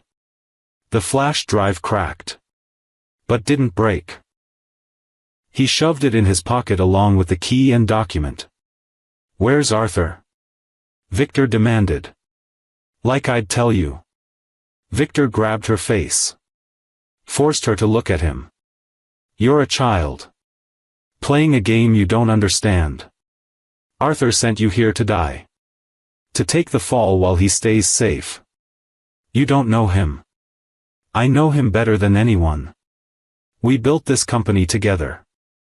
I was there when his daughter died. When he fell apart. When he stopped being human and became a shell. Victor's voice dropped. I didn't steal anything. He gave it to me. Because he couldn't handle it anymore. Liar. Victor let go of her face. Stepped back. Get rid of her. Quietly. No police. No questions. Sky's stomach dropped. Get rid of her. He meant kill her. The guards moved. One pulled out zip ties. The window exploded. Glass shattered. Someone crashed through. Rolled. Came up swinging. Arthur. He was older. Weaker. But fury made him strong. He grabbed a guard. Slammed him into the wall. Turned and faced Victor. "Hello, Victor." Victor's face went pale. "Arthur. You look terrible." "I've been worse." Arthur's eyes locked on the items in Victor's pocket. "Give them back." "No. They're mine. Nothing here is yours anymore." Victor's voice hardened. "You lost. Years ago. Accept it." "I accepted nothing. You took everything while I was grieving. While I was broken. You used my pain against me. You were useless. The company was dying. The company was fine. You were greedy." Victor lunged. Arthur sidestepped. Slower than he used to be, but still fast enough. Sky broke free from the second guard. Grabbed a bookend. Heavy brass. Swung it. Connected with the guard's head. He went down. The first guard recovered. Pulled out a taser. "Nobody move," he said. Everyone froze. Victor smiled. "It's over, Arthur. You lost. Again." Arthur looked at Sky. Something passed between them. Understanding. "Run," Arthur said. "No. Run." Arthur charged the guard with the taser. Took the hit full in the chest. 50,000 volts. He went down convulsing. Sky ran. Sky hit the hallway at full speed. Voices behind her. Shouting. Running. She took the service stairs. 3 floors. Her feet pounded against concrete. Down. Down. Down. Burst into the kitchen. People screamed. She didn't stop. Out the service entrance. Into the cold night air. The gate was closed. Locked. She couldn't climb it from this side. Smooth metal. No handholds. Footsteps behind her. Getting closer. Sky ran along the fence. Looking for anything. A weak spot. A gap. Nothing. She was trapped. A car pulled up outside the gate. Old sedan. Engine running. The door opened. "Get in." Maya's voice. "What are you?" "Get in." Sky climbed the fence. Made it to the top. Dropped down the other side. Landed wrong. Her ankle twisted. Pain shot up her leg. She limped to the car. Fell into the passenger seat. Maya hit the gas. "What are you doing here?" Sky gasped. "Saving your stupid life." "You're welcome." Maya's hands were white on the steering wheel. "You think I didn't know you were lying? I followed you." "Maya. Don't. Just don't." Maya's voice cracked. "I've been sitting here for an hour freaking out. Then I heard shouting. Breaking glass. So yeah. Here I am." Sky looked back. Guards were at the gate. Watching them drive away. Not following. Not yet. "Arthur," Sky said. "We have to go back. He took a taser for me." "Are you insane? We're going to the police." "No. No police. Victor has the evidence. The only proof we had. Without it you stay alive. That's more important." Sky's phone rang. The burner. She answered. Sky. Arthur's voice. Weak. Rough. But alive. "You're okay." Define okay. He coughed. "Victor's people let me go. Threw me out. Took everything. The key. The drive. The document. It's over. No. It's not. There has to be something else. There isn't. That was it. Our only shot. Arthur was quiet for a moment. I'm sorry. I put you in danger for nothing. It's not nothing. We tried. Trying doesn't pay your rent. Doesn't save your home. His voice broke. You should have left me on that bench. Don't say that. It's true. All I did was make your life worse. I'm poison, Sky. Everyone around me gets hurt. The line went dead. Sky stared at the phone. Empty. Silent. Failed. Maya was driving toward Sky's apartment. What now? I don't know. We could still go to the police. Tell them what happened. And say what? We broke into a billionaire's house. We tried to steal from his safe. We have no evidence. No proof. Just a story. Sky's throat tightened. Victor wins. He always wins. Maya pulled up to Sky's building. I'm sorry. Sky got out. Her ankle screamed. She limped inside. Up the stairs. Into the apartment. Her mom was asleep. Door closed. No idea what her daughter had just done. Sky collapsed on the couch. The same couch where Arthur had slept. Where this all started. Her phone buzzed. Not the burner. Her real phone. A text from an unknown number. James Crawford here. Check your email. Sky's heart raced. She opened her email. One new message. No subject. Just an attachment. She downloaded it. It was a zip file. Password protected. Another text came through. Password is Angela. Arthur's daughter's name. He told me about her once. Said she made him want to be better. Sky typed the password. The file opened. Inside were hundreds of documents. Emails. Financial records. Contracts. Everything from the flash drive. Everything Victor had just taken. Another text. I made a backup years ago. Insurance. Never thought I'd use it. I was a coward then. Maybe I still am. But Arthur deserves better. You both do. Sky's hands shook. They had it. All of it. The proof they needed. She called Arthur. He answered on the first ring. Sky. James sent me everything. The whole flash drive. It's all here. Silence. Then a sound that might have been a sob or a laugh. Maybe both. He what? He backed it up.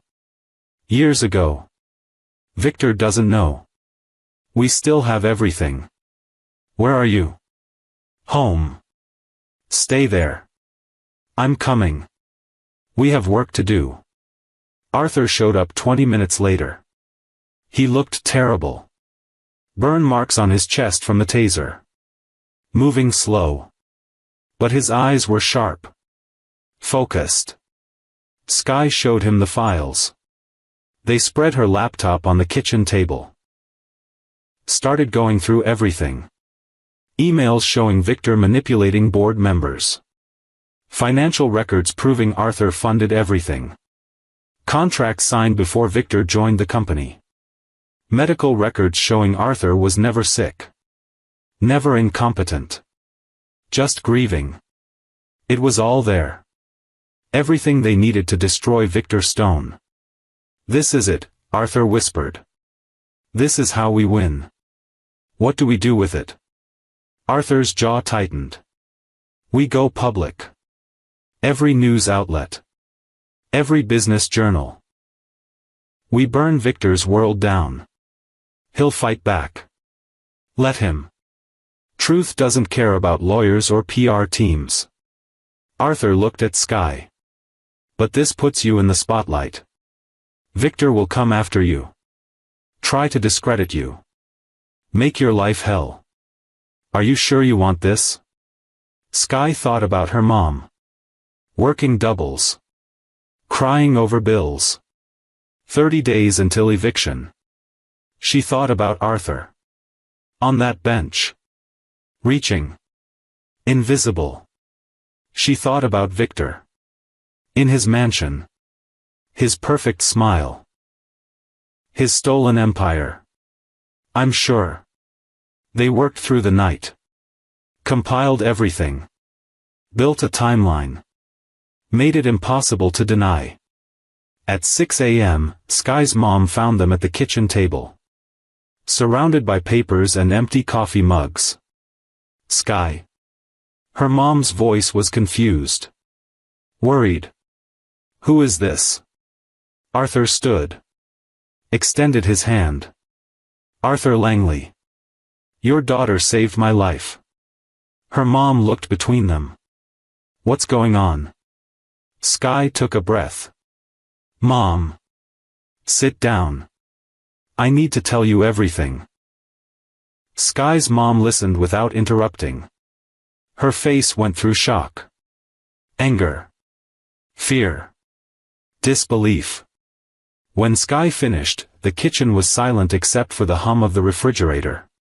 You broke into someone's house. Her mom's voice was flat. Controlled. The kind of calm that came before an explosion. Yes. You could have been killed. I know. And you didn't tell me. I couldn't. You would have stopped me. Her mom stood. Paced. Ran her hands through her hair. Because it was insane. Because you're 12. Because, her voice broke. Because I can't lose you too. Sky's throat tightened. I'm sorry. Sorry doesn't fix this. Her mom looked at Arthur. And you. You let her do this. A child. Arthur's face was stone. I didn't let her do anything. She chose. I tried to stop her. Not hard enough. You're right. I put her in danger. I used her. I was desperate and selfish, Anne. Stop. Sky's mom held up her hand. Just stop talking. She looked at the laptop. At the files spread across the table. Is this real? All of it? Every word, Arthur said. And this Victor Stone. He stole your company. Yes. And now you want to take it back. Yes. Sky's mom was quiet for a long moment. Then she pulled out a chair. Sat down. Show me everything. They walked her through it. Every email. Every contract. Every lie Victor told. By the time they finished, the sun was up. Light streamed through the kitchen window. This destroys him, Sky's mom said. Completely. That's the idea, Arthur replied. When does it go public? Today. We're sending it to every major outlet at noon. Detroit Free Press. Wall Street Journal. New York Times. By tonight, everyone will know what Victor Stone really is. Sky's mom nodded slowly. He'll retaliate. People like that always do.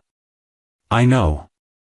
That's why I need to make sure Sky and you are protected. I've arranged. We don't need your money. Arthur stopped. I wasn't offering money. I was offering security. Guards. Until this blows over. Victor is dangerous. We'll manage. Mom, Sky started. No. We don't take handouts. We never have. We won't start now. Her mom's voice was firm. But. She paused. After this is done. After you get your company back, you find a way to make this right. For Sky. For what you put her through. Arthur met her eyes. I will. I promise. Don't promise. Do it. At 11:45 a.m., Sky sat at her laptop. The email was ready. 15 recipients. Major journalists. Business reporters. People who couldn't be bought. Subject line, the truth about Victor Stone and Kirkwood Enterprises. Body text was simple. Clean. Facts only. With the files attached. Arthur stood behind her. His hand on her shoulder. Once you hit send, there's no going back, he said. I know.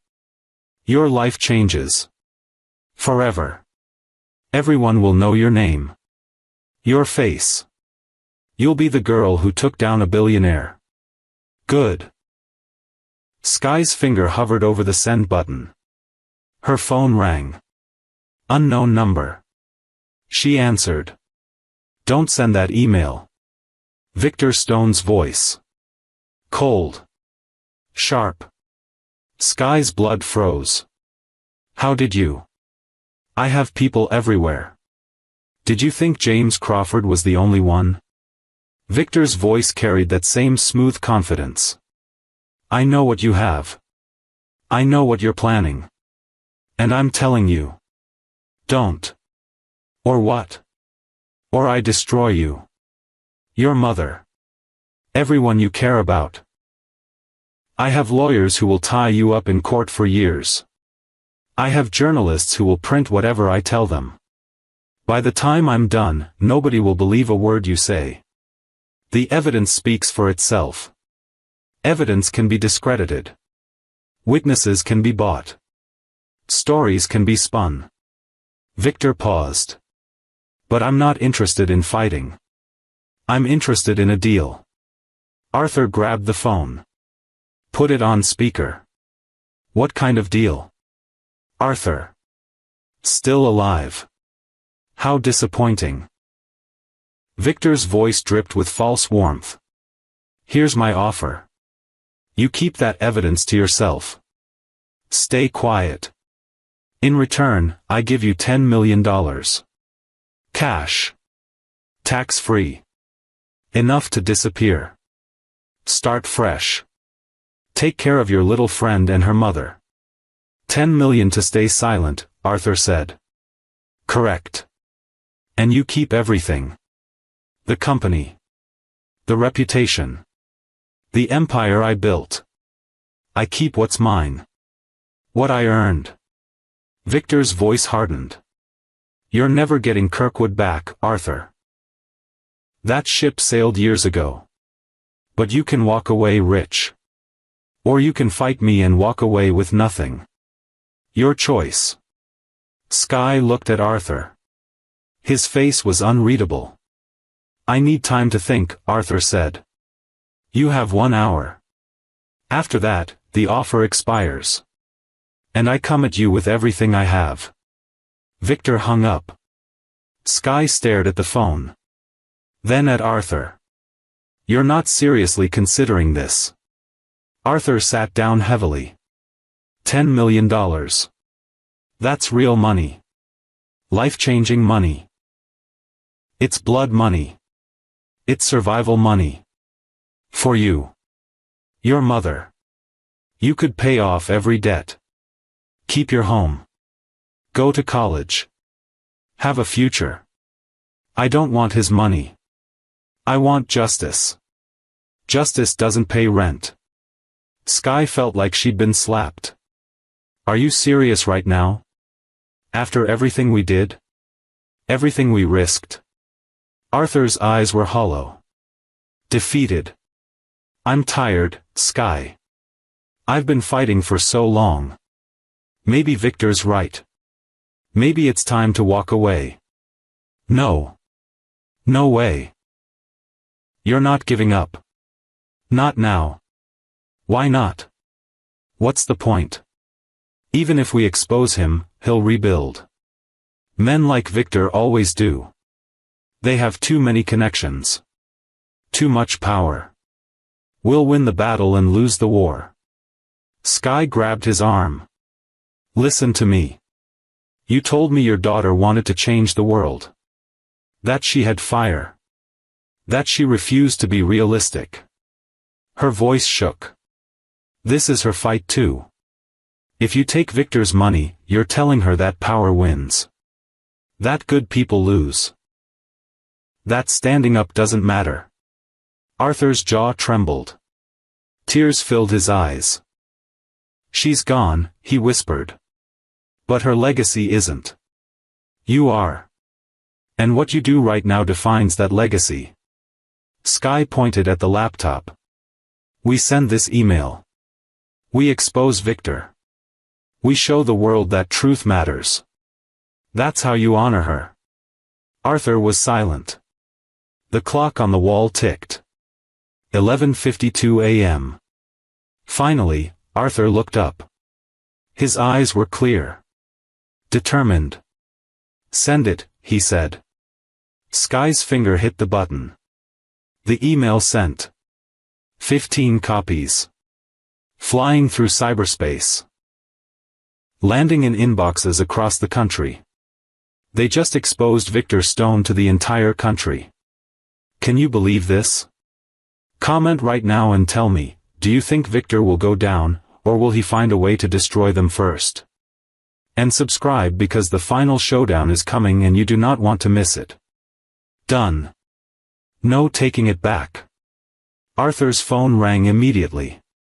Victor again. Arthur answered. We sent it, Arthur said. Every word. Every file. It's out there now. And there's nothing you can do to stop it. Victor's voice was ice. You just made the biggest mistake of your life. No. The biggest mistake of my life was trusting you. Arthur hung up. He looked at Sky. Something had changed in his face. The brokenness was still there. But so was something else. Hope. Now we wait, Arthur said. They didn't have to wait long. The first call came at 12:14 p.m. Detroit Free Press. Business reporter. She wanted an interview. Immediately. By 12:30, 3 more outlets had called. Wall Street Journal. Bloomberg. Reuters. By 1 p.m., Sky's email was flooded. Her phone wouldn't stop ringing. At 1:45, the first article went live. Detroit Free Press. Front page of their website. Kirkwood Enterprises CEO accused of corporate theft. Arthur read it out loud. His voice shaking. The article laid out everything. Emails. Contracts. Financial records. It was damning. Complete. Irrefutable. At 2:30, Wall Street Journal published. Longer. More detailed. They'd verified the documents independently. Called sources. Built a timeline. How Victor Stone built an empire on lies. By 3 p.m., Kirkwood's stock was plummeting. Down 18% in an hour. At 4:15, the first news van showed up outside Sky's apartment. Then another. Then 5 more. Sky looked out the window. Reporters everywhere. Cameras. Lights. Her building was surrounded. We need to leave, her mom said. Now. Arthur made a call. Talked quickly. Hung up. I have a friend. He owes me. He's sending a car. Back entrance. 5 minutes. They grabbed essentials. Phones. Laptops. Clothes. Moved fast. The car was a black SUV. Tinted windows. Driver didn't speak. Just drove. They ended up at a hotel downtown. Nice. Expensive. Arthur paid cash. The room had a TV. Sky turned it on. Every channel was covering the story. Her name was everywhere. Her face. Photos from her social media. Her school. Local teen exposes billionaire's fraud. 12-year-old hero takes down corrupt CEO. Detroit girl risks everything for justice. It was surreal. Watching herself become news. At 6 p.m., Victor Stone held a press conference. Live from Kirkwood headquarters. He looked calm. Composed. Perfect. These allegations are completely false, Victor said into the cameras. Fabricated by a disgraced former employee who's been trying to sabotage this company for years. Arthur Langley is mentally unstable. Everyone who knew him will tell you that. This is a desperate attempt to extort money from me and this company. A reporter shouted a question. What about the emails? The financial records? Forged. Manufactured. We're conducting a full investigation and will prosecute everyone involved to the fullest extent of the law. Another reporter. What about the girl? Sky Johnson? Victor's face softened. Sympathetic. A child. Manipulated by Arthur Langley. Used as a pawn in his vendetta. I don't blame her. I blame him. And I promise you, we will hold him accountable. The screen cut back to the anchors. They were already debating. Was it real? Was it fake? Who was telling the truth? Sky felt sick. Victor was good. Too good. He was spinning this already. He's going to win, she said quietly. No. Arthur's voice was hard. We have something he doesn't. What? Witnesses. People who worked at Kirkwood. Who saw what he did. They're scared now. But they won't be forever. We just need one. One person to come forward and corroborate our evidence. At 7:30, someone knocked on the hotel room door. Arthur checked the peephole. Opened it. James Crawford walked in. He looked terrible. Pale. Sweating. Scared. I shouldn't be here, James said. But you are, Arthur replied. Victor called me. Threatened me. Said if I talk to anyone, he'll destroy me. My career. My family. Everything. So why are you here? James sat down. Buried his face in his hands. Because I'm tired of being a coward. Because you were right. All those years ago. Victor is poison. And I helped him. I watched him destroy you and I did nothing. You sent us the backup files. Anonymously. Safely. This is different. If I testify, if I go on record, there's no hiding. I know, Arthur said. I'm not asking you to do it. Yes, you are. You didn't say it, but you are. James looked up. His eyes were red. I have 3 kids. A mortgage.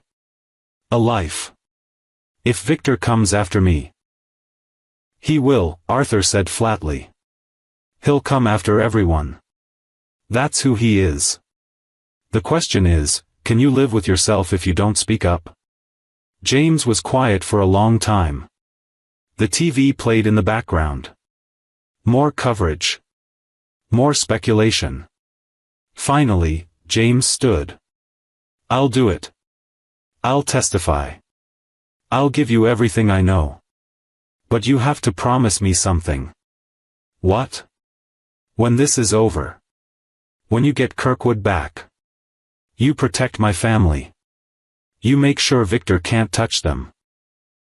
Arthur extended his hand. You have my word. They shook. At 9 p.m., James Crawford called Bloomberg. Said he had information about Victor Stone. Agreed to an on-camera interview. The interview aired at 11 p.m. James told everything. Victor's manipulation. The forged medical reports.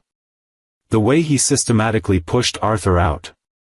How James himself had helped, and how he'd regretted it ever since. Victor Stone is a fraud, James said directly into the camera. Everything he claims to have built, Arthur Langley built. Victor just stole it. And I helped him. And I'm sorry. The interview ended. The anchor looked shocked. We reached out to Victor Stone for comment, but he has not responded.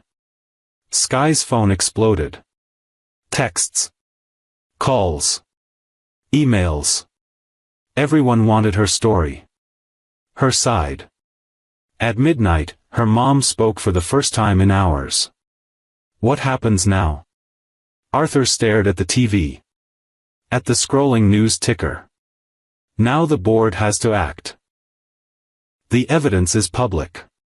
A key witness has come forward. If they don't remove Victor, they're complicit. When will they decide? Emergency board meeting. Tomorrow morning. 9 a.m. Arthur looked exhausted. Drained. By noon, we'll know if this worked. That night, Sky couldn't sleep. She lay in the hotel bed staring at the ceiling. Tomorrow everything changed. One way or another. At 3 a.m., her phone buzzed. A text from an unknown number. You think you won. You didn't. I always have a backup plan. Versus. Sky's blood ran cold. Victor. He was still fighting. Still threatening. She showed Arthur. He read it. His jaw tightened. He's desperate, Arthur said. Desperate people make mistakes. Or they do something crazy. Arthur didn't argue. Because they both knew it was true. At 8:30 a.m., they turned on the TV. News crews were outside Kirkwood headquarters. The board was arriving. One by one. Black cars. Expensive suits. Grim faces. At 9 a.m. The meeting started. Closed doors. No cameras. No press. Sky, Arthur, and her mom sat in the hotel room. Watching. Waiting. The minutes crawled. 9:15, 9:30. 9:45. At 10:12 a.m., the doors opened. Board members filed out. Refusing to comment. Getting into cars. Driving away. Then Victor appeared. No smile. No confidence. His tie was loose. His face was red. Reporters swarmed him. Shouting questions. Mr. Stone, what happened? Are the allegations true? Are you stepping down? Victor pushed through them. Got into his car. Drove away. Nobody knew what happened. The board said nothing. Victor said nothing. At 11:03 a.m., Kirkwood Enterprises released a statement. After careful review of recent allegations and evidence presented, the board of directors has voted to remove Victor Stone as CEO, effective immediately. Arthur Langley has been invited to resume his position as chairman and CEO pending further investigation. We apologize for any harm caused and remain committed to transparency and accountability. Sky read it 3 times. Then looked at Arthur. He was crying. Silent tears streaming down his face. You won, Sky whispered. Arthur shook his head. We won. The news broke everywhere within minutes. Every channel. Every website. Social media exploded. Victor Stone ousted from Kirkwood Enterprises. Arthur Langley returns as CEO after exposing fraud. Teen Heroes evidence brings down corrupt billionaire. Sky's phone was useless. Too many notifications. Too many calls. She turned it off. Arthur sat on the edge of the hotel bed, staring at nothing. He'd won. Everything he'd lost was coming back. But he looked empty. Hollow. "What's wrong?" Sky asked. Arthur was quiet for a long moment. "I thought this would feel different. Like closure. Like justice." He shook his head. "It just feels sad. You got your company back." "I got a company. I don't know if it's mine anymore. 10 years is a long time. People change. Systems change. I'm walking back into a world that moved on without me." Sky's mom put a hand on his shoulder. "So you change it back. Make it what it should be." Arthur looked at her. "It's not that simple. Nothing ever is. But that's why you fight anyway." At noon, Arthur's lawyer called. The board wanted to meet. Today. 3 p.m. To discuss terms. Transition plans. Arthur's return. "Do you want us to come?" Sky asked. Arthur shook his head. "This part won't do alone. But after." He paused. "We need to talk. About what comes next. For you." "What do you mean?" "I made your mother a promise. I'm keeping it." At 2:45 p.m., a car picked up Arthur. Nice suit. Borrowed from the lawyer. He looked like the man from the photos again. Strong. Confident. But Sky could see the cracks underneath. "Good luck," she said. Arthur smiled. "Tired but real. Thank you. For everything." He left. Sky and her mom sat in the hotel room. Waiting. The TV played but neither of them watched. "You did something incredible," her mom said quietly. "Stupid. Reckless. But incredible. Are you still mad?" "Furious. And proud. Both at the same time." Her mom looked at her. "You could have died, Sky. Multiple times. When I think about what could have happened. But it didn't. This time. But you can't do things like this. You can't throw yourself into danger and expect me to be okay with it." "I know." Sky's voice was small. "I'm sorry." Her mom pulled her close. "You're my whole world. You know that, right? If something happened to you, I wouldn't survive it." Sky held on tight. "Nothing happened. I'm okay." They sat like that for a while. The TV droned on. Updates every few minutes. Analysts debating. Stock prices fluctuating. At 6:30 p.m., Arthur came back. His face was unreadable.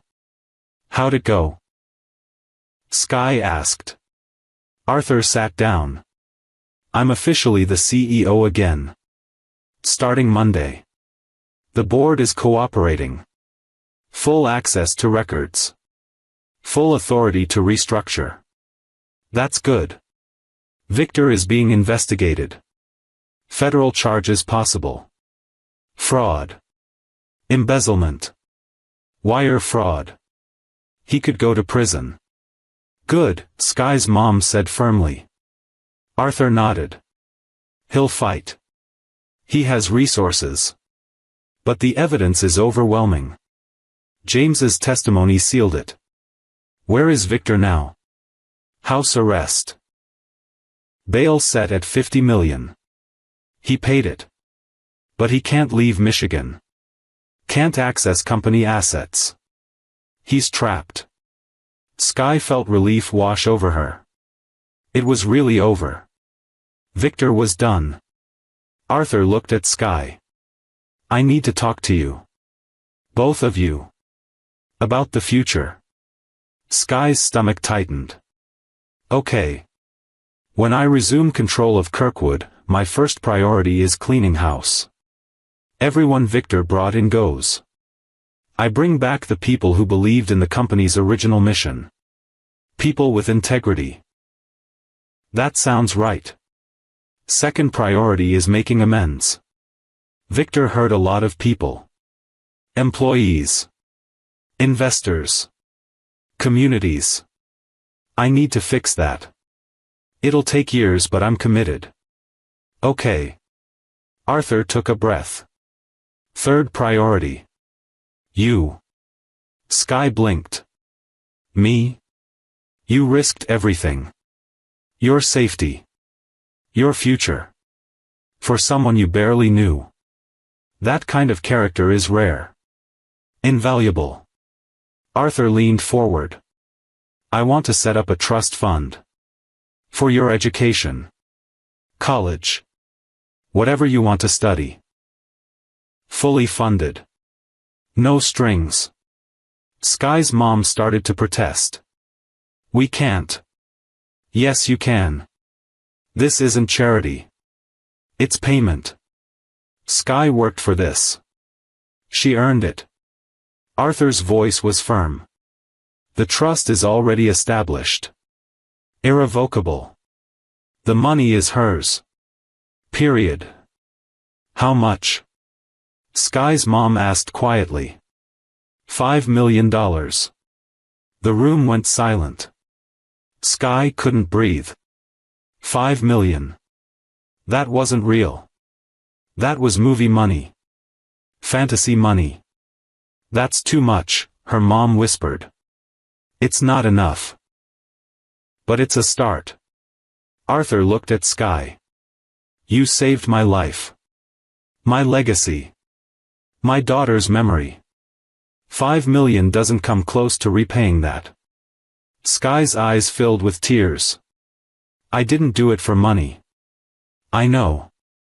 That's why you're getting it. Arthur's voice softened. Take it. Use it. Build the life you deserve. Go to college. Change the world. Make your mother proud. Sky looked at her mom. Her mom was crying. Silent tears. Overwhelmed. What about rent? Sky asked. The eviction notice? Arthur pulled out an envelope. Handed it to her mom. Paid. 3 years in advance. Plus a housing allowance for maintenance and utilities. You'll never have to worry about losing your home again. Sky's mom opened the envelope. Stared at the paperwork inside. Her hands shook. Why are you doing this? She asked. Because I can. Because I should. Because your daughter gave me a reason to keep fighting. Arthur stood. I spent 10 years broken. Lost. Forgotten. Sky reminded me that one person can make a difference. That kindness matters. That standing up for what's right is worth the cost. He moved toward the door. Stopped. Looked back. I'm also offering you a job, Arthur said to Sky's mom. If you want it. Head of Community Outreach for Kirkwood Enterprises. We're launching initiatives in underserved neighborhoods. Education programs. Small business grants. Housing assistance. You know what struggling families need. I want you leading that effort. Sky's mom stared at him. I'm a diner waitress. You're a mother who worked 3 jobs to keep her daughter safe. You're a survivor who never gave up. That's the exact experience I need. What's the salary? $120,000. Plus benefits. Plus stock options. Sky's mom sat down hard. I don't know what to say. Say you'll think about it. No pressure. The offer stands regardless. Arthur opened the door. I have meetings all weekend. Damage control. Restructuring. But Monday morning, I'll be at Kirkwood headquarters. If you want to talk, come find me. He left. Sky and her mom sat in stunned silence. The hotel room felt too small. Too quiet. Too surreal. Did that just happen? Sky whispered. Her mom laughed. Hysterical. Relieved. I think so. I think our lives just completely changed. $5 million. And a job. A real job. They looked at each other. Then they both started crying. Laughing. Holding each other. Everything was different now. Everything was possible. But in the back of Sky's mind, a thought nagged at her. Victor was out on bail. Angry. Desperate. Dangerous. This wasn't over. Not completely. At 11 p.m., Sky's phone rang. Unknown number. She almost didn't answer. But something made her pick up. Hello? Enjoy your victory while it lasts. Victor's voice. Cold. Calculated. You think you destroyed me. You didn't. You just made me angrier. The board fired you. You're done. I'm never done. I have resources you can't imagine. Connections. Power. And I'm patient. He paused. You made an enemy today, little girl. And I never forget my enemies. The line went dead. Sky's hands shook. She told her mom. Her mom immediately called Arthur. Then the police. By midnight, security guards were posted outside their hotel room. Police took a statement. Filed a report. Called it witness intimidation. But Sky knew the truth. Victor wasn't intimidating her. He was warning her. This war wasn't over. It was just beginning. Hold up, Victor just threatened Sky again even after losing everything. This man is dangerous. Comment and tell me, what would you do if a billionaire came after you like this? And if this story kept you on the edge of your seat, subscribe so you never miss stories like this. Monday morning. Arthur stood in front of Kirkwood Enterprises headquarters. The building he'd designed.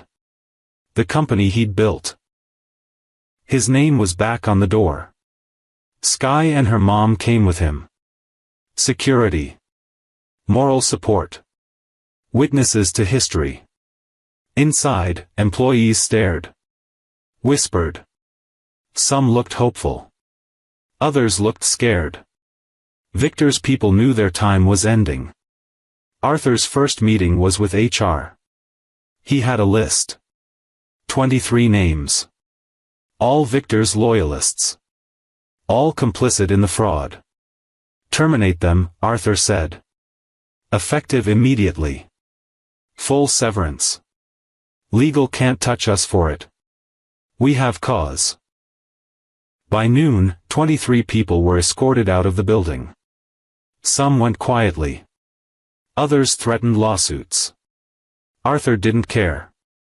His second meeting was with the legal team. Filing charges against Victor. Civil and criminal. The evidence was solid, but Victor had lawyers. Good ones. This would be a war of attrition. How long until trial? Arthur asked. 18 months. Maybe longer. He'll delay everything he can. Let him. We're not going anywhere. At 2 p.m. Arthur held a company-wide meeting. Every employee. Virtual and in person. 500 people watching. He stood at the podium. No notes. No script. 10 years ago, I built this company on a simple principle. Do good work. Treat people fairly. Build things that last. His voice was steady. Strong. Victor Stone corrupted that vision. He turned Kirkwood into something I don't recognize. Something I'm ashamed of. Silence. Everyone watching. That ends today. We're going back to basics. We're rebuilding this company the right way. If you were part of Victor's system, if you profited from his corruption, you have two choices. Leave now with severance. Or stay and face investigation. Arthur paused. But if you're here because you believe in what we used to be, if you want to build something meaningful, then welcome back. We have work to do. The meeting ended. Within an hour, 15 more people resigned. Good. Arthur wanted them gone. By Wednesday, the restructuring was in full swing. New hires. New policies. New mission statement. Kirkwood Enterprises wasn't just about profit anymore. It was about impact. Community investment. Ethical practices.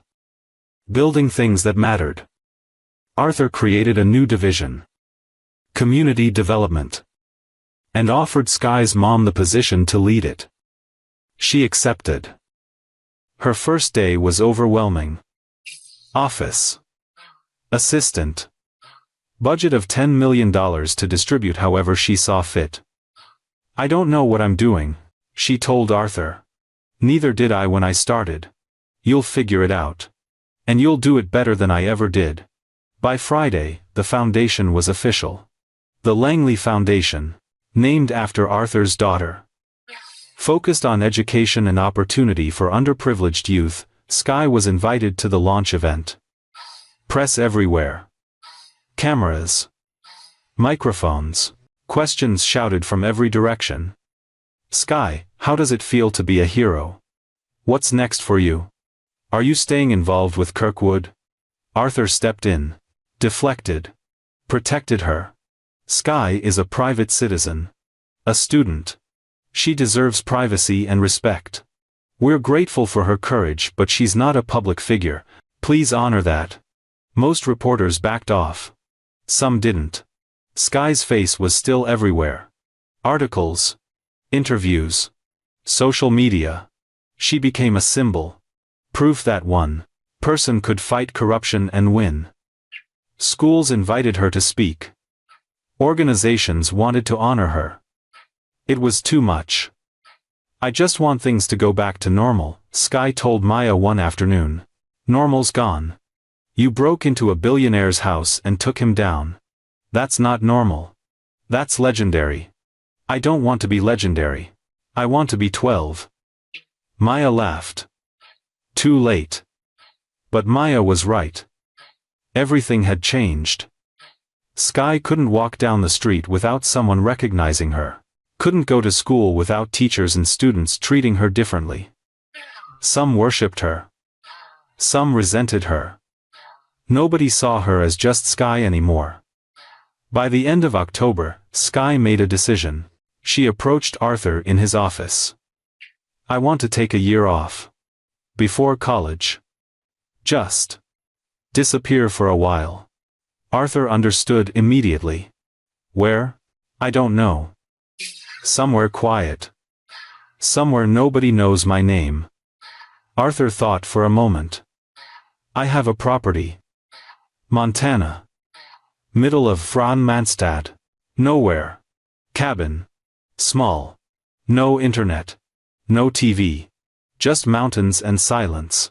Can I use it? It's yours. For as long as you need. Sky's mom wasn't thrilled, but she understood. 1 year. Then you come back and go to college. Deal. In early November, Sky left Detroit, drove west with Maya. 12 hours to Montana. To a cabin surrounded by trees and snow and nothing else. It was perfect. For 3 months, Sky did nothing. Read books. Hiked. Thought. Healed. No news. No updates. No Victor Stone. No Kirkwood Enterprises. Just silence. In February, her mom visited. Brought news. Victor's trial date was set. June. Federal court. The charges were serious. If convicted, he'd face 20 years. "How's Arthur?" Skye asked. "Thriving. The company's doing better than ever. Stock's up. Morale's up. He's actually happy." Her mom smiled. "He asks about you constantly. Wants to know if you're okay." "Tell him I am." "Tell him yourself. He's coming next month. Says he needs to see the mountains. Clear his head before trial." Arthur arrived in March. He looked different. Healthier. The weight of the world had lifted. They sat on the cabin's porch. Watched the sunset. Didn't talk for a long time. Finally, Arthur spoke. "Thank you.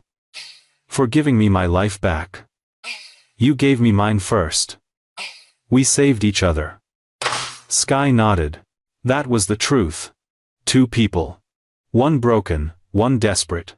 Both invisible. Both fighting. "What happens after the trial?" Skye asked. "I don't know. Run the company. Build the foundation. Try to be the man my daughter would have been proud of." Arthur looked at her. "What about you?" "College. Maybe law. Maybe business. I haven't decided." Skye smiled. "But I know I want to help people. Like you helped me. You helped yourself. I just gave you an opportunity. That's all anyone needs. One opportunity. One person who believes in them." They watched the sun disappear behind the mountains. The sky turned purple. Then dark. Stars appeared. Millions of them. "Out here, you can see everything," Arthur said quietly. "In the city, you forget how big the world is. How small we are. We're not that small. We changed things." Arthur smiled. "Yes. We did." In April, Skye returned to Detroit. Ready to face whatever came next. College applications. Interviews. The future. Her trust fund was waiting. $5 million. She'd barely touched it. Didn't need to. Her mom's salary covered everything. The money sat there. Growing.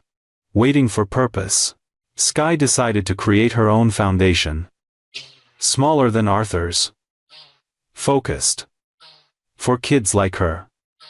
Kids who were invisible. Who needed someone to see them. She called it Second Chances. The first recipient was a 14-year-old girl in Detroit. Living in a shelter. Brilliant. Broken. Invisible. Skye met her. Sat with her. Listened to her story. "I'm going to help you," Skye said. "Not because you're special. But because you deserve it. Because someone helped me once. And now, it's my turn." The girl stared at her. Eyes full of disbelief and desperate hope. "Why?" she asked. Skye smiled. "Because you reached out. And I stopped." June arrived fast. Victor Stone's trial started on a Monday. Federal courthouse downtown. Media circus outside. Cameras everywhere. Skye sat in the gallery. Front row. Arthur beside her. Her mom on the other side. Maya came too. Moral support. Victor walked in wearing an expensive suit. His lawyers flanked him like armor. He looked calm. Confident. Like he still thought he could win. His eyes found Skye across the courtroom. He didn't smile. Didn't frown. Just stared. Cold. Empty. Skye stared back. She wasn't scared anymore. The trial lasted 3 weeks. Prosecutors presented everything. Emails. Financial records. Witness testimony. James Crawford spent 2 days on the stand. Told everything. Every meeting. Every lie. Every manipulation. Victor's lawyers tried to discredit him. Called him a disgruntled employee. A man. With an agenda. But the evidence was too strong. Too complete. Too undeniable. On the final day, closing arguments finished at 4 p.m., the jury deliberated for 6 hours. At 10:12 p.m. They returned. Has the jury reached a verdict? We have, Your Honor. On the charge of wire fraud, how do you find? Guilty. On the charge of embezzlement? Guilty. On the charge of conspiracy to commit fraud? Guilty. 12 counts. Guilty on all 12. Victor's face didn't change. But his hands clenched. White knuckles.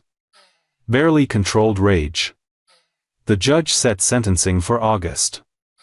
Maximum 25 years. Minimum 15. Victor was remanded immediately. No bail. Led out in handcuffs. His empire gone. His freedom gone. Everything. He passed Sky on his way out. Stopped. Looked at her. You destroyed me, he said quietly. No. You destroyed yourself. I just made sure everyone knew. Victor was led away. Sky watched him disappear through the door. Gone. Arthur exhaled. Long and slow. Like he'd been holding his breath for 10 years. It's over, he said. It's over, Sky agreed. Outside the courthouse, reporters swarmed. Questions flying. Arthur made a brief statement. Justice was served today. Not just for me. But for everyone Victor Stone hurt. Every employee he manipulated. Every investor he deceived. Every person whose trust he betrayed. Arthur paused. This case proves that truth matters. That one person with courage can change everything. Sky Johnson showed us that. And I'll spend the rest of my life trying to live up to her example.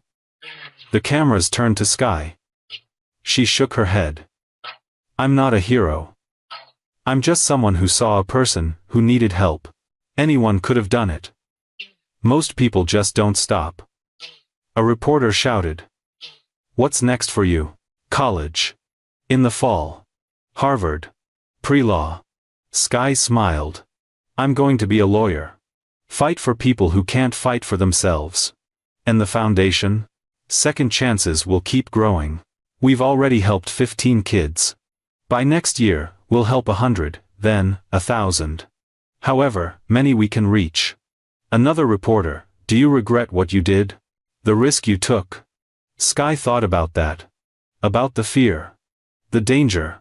The night she climbed that tree. The moment Victor grabbed her. Arthur taking the taser. No. I'd do it again.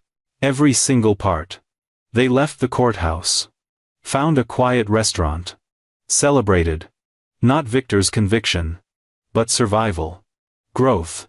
The future. Arthur raised his glass. To Sky. Who saved my life? Who reminded me why any of this matters? Her mom raised hers. To second chances. For all of us. Maya raised hers. To my best friend. Who's completely insane. But also kind of amazing. Sky raised hers last. To people who stop. Who see. Who care. Even when it's hard. Especially when it's hard. They drank. August came. Victor's sentencing. 20 years. Federal prison. No parole possibility for 15. He'd be 70 before he tasted freedom again. If he lived that long. Arthur attended. Sky didn't. She'd moved on. Started preparing for Harvard. Buying textbooks. Planning classes. Thinking about her future. But Arthur called after. Told her everything. He made a statement. Before sentencing. Said he was sorry. That he'd been consumed by greed and ambition. That he'd lost his way. Do you believe him? Sky asked. No. I think he's sorry he got caught.